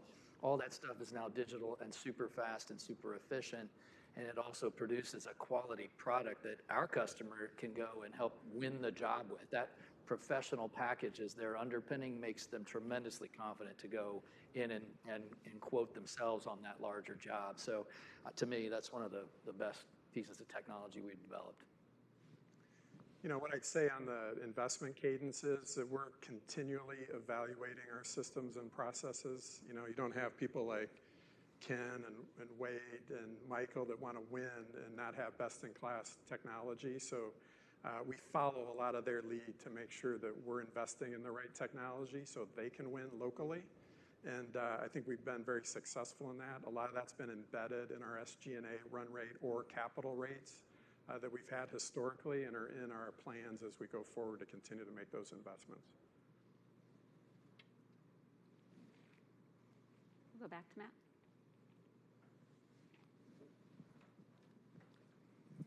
Hey, thanks. Matt Boulay, Barclays again.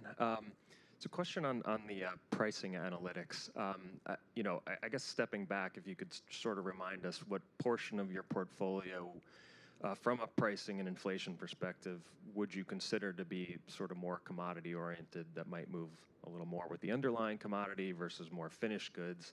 And then taking that kind of, with some of these pricing initiatives, how are you using those to help sort of manage, limit the volatility you might see in your products versus those underlying commodities? Yeah, thanks, Matt. I'll take that one. In terms of the mix and the products, we really think of the commodity products as more of some of the tubing products, some of the ancillary items that Brad mentioned earlier. Those tend to move with some underlying index. For example, steel tubing can move with steel. We had called that out at one point. So that's a relatively small portion of what we do. That's less than 5% of the business. The other products that you're starting to see here more in person, and they're large scale, pressure pipe, these are things that are more unique to this sector. You won't see those anywhere else you're out shopping. So those tend to move with more of a supply and demand characteristics in this industry. I'd say from a pricing analytics standpoint, a lot of that comes down to how we bid the jobs and how we're going to market. So Some of the projects that we do are competitively bid, and our teams then have the information locally to be able to make those decisions to win and grow their margins locally. So we have a team around them to support them with a lot of data across the country, but that's really how we're using a lot of that data. There's a lot of other opportunities where customers do come in and they need product, and we can see where we're doing it really well across the country, where we're pricing optimally, and we use that team to help drive that part of the business to make sure we're capturing as much margin as we can throughout the year.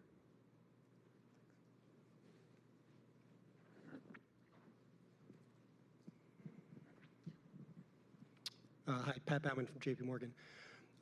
One on the TAM. So you talk about like a 40 billion TAM, like you're close to 20% share, I guess.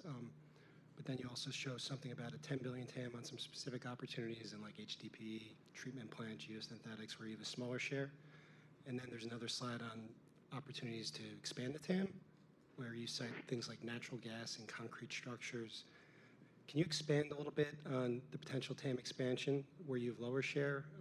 And is that going to get a bigger portion of the M&A dollars, or do you see kind of a balance between like core waterworks, TAM expansion, and then maybe secondarily, like what's the thesis behind some of that TAM expansion opportunity? Like why do you want to go into concrete structures, natural gas? I don't know, anything else you guys are looking at? You want to talk about the TAM, then I'll talk about. Yeah, Patrick, on the on the TAM that we laid out, $40 billion, we've got about a 17% share. What we talked about in certain product categories, they're newer, they've been initiatives, and there's still significant opportunity to grow those. So things like fire protection, the storm drainage area, meters is kind of in that 10 billion. That's a part of that $40 billion TAM today. We keep growing that. There's opportunity to get that share up. And then we've added some complementary products as well, like geosynthetics and erosion control, also in the $40 billion that we've laid out, but share much lower, less than 5% in some of those product categories. As we go forward and we look at some other complementary areas, natural gas has been one of those, concrete structures. These are some more recent acquisitions that we've done. We're evaluating the success of those. They've been very successful for us. And as we decide to expand more into those and deploy more of the capital to that, you'll see those opportunities actually expand that $40 billion for us. They're not included in that yet. Yeah.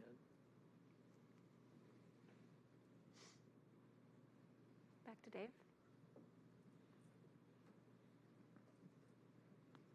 Thanks. Dave Manthe again. Brad, I wanted to ask you about private label.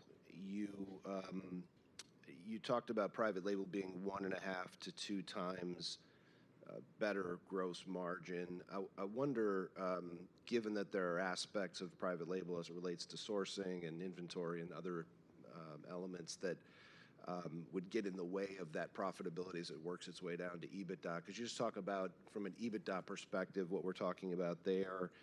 And then second, on the target of 10%, just to get an idea of how to size that, does that represent the percentage of an average bid that you see that is sort of unspecified, or is it actually larger than that, and this is just an interim target for you? I don't want to get ahead of ourselves here, but just to give us an idea. 10's a big number already. Yeah. So let me start out with that percentage piece. We are still learning at this. In particular, we've gotten quite mature in fire protection, and that's where we really started from. We've started to enter the waterworks market and understand the degree of unspecified product. We're not here to develop proprietary products that compete with specified stuff from our key suppliers, but there's just an immense amount of room. And we've done a variety of spot checks on the sectors, on the average bid or the average product. And we've demonstrated in fire protection how you can sort of get yourself over a couple of key hurdles, like, hey, we really could do this kind of product. We just believe that 10% number is a great aspiration for us. It's very hard to get there. So we see an opportunity to probably move that needle about a percentage point a year. And that's a lot of work and some key acquisitions, but we feel really good about our ability to do that. Now, as far as delivering that product and dropping that margin to EBITDA, it's actually a better story than you might think. And if the reason is we have this master distribution company kind of within a company, and that doesn't really require a sales force that you might traditionally have, or the SG&A related to the level of marketing and other costs that you'd have if you were an independent supplier trying to sell to Core & Main. We sort of sell through our initiative work by education and so forth. So we can actually make the entire company more efficient, for example, by putting what used to be product from 10 or 15 different suppliers on a single order, single invoice. We can do milk runs with our tractor trailers out of our distribution centers and very efficiently deliver the product to the branches. So our conversion of that to EBITDA is actually accretive to the overall company if you zoom in on that master distribution level.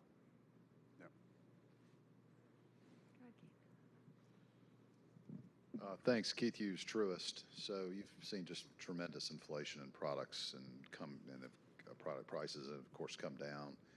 I'm not asking for a 5-year prediction, but I am looking at the next 3 to 4 months.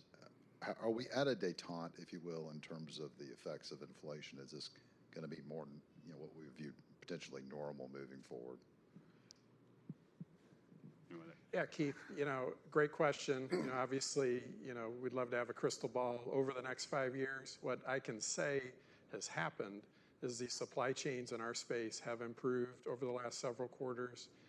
Demand has stayed resilient in our sector, and we've actually seen the pricing be pretty stable overall. Again, we sell a solution to our customers. That's been a very stable environment for us. If you go back historically, I always view what's happened in the past as a likely indicator of the future. I'd say pricing in our industry has always been pretty stable. I've seen price come in a little bit each year. That's probably the best prediction you could look at as you look out over the next 5 years. Again, we're assuming it's kind of a neutral environment in our outlook, but we've been very pleased with what we've seen here over the last several quarters as that supply side has improved and the stability of the pricing that we've seen.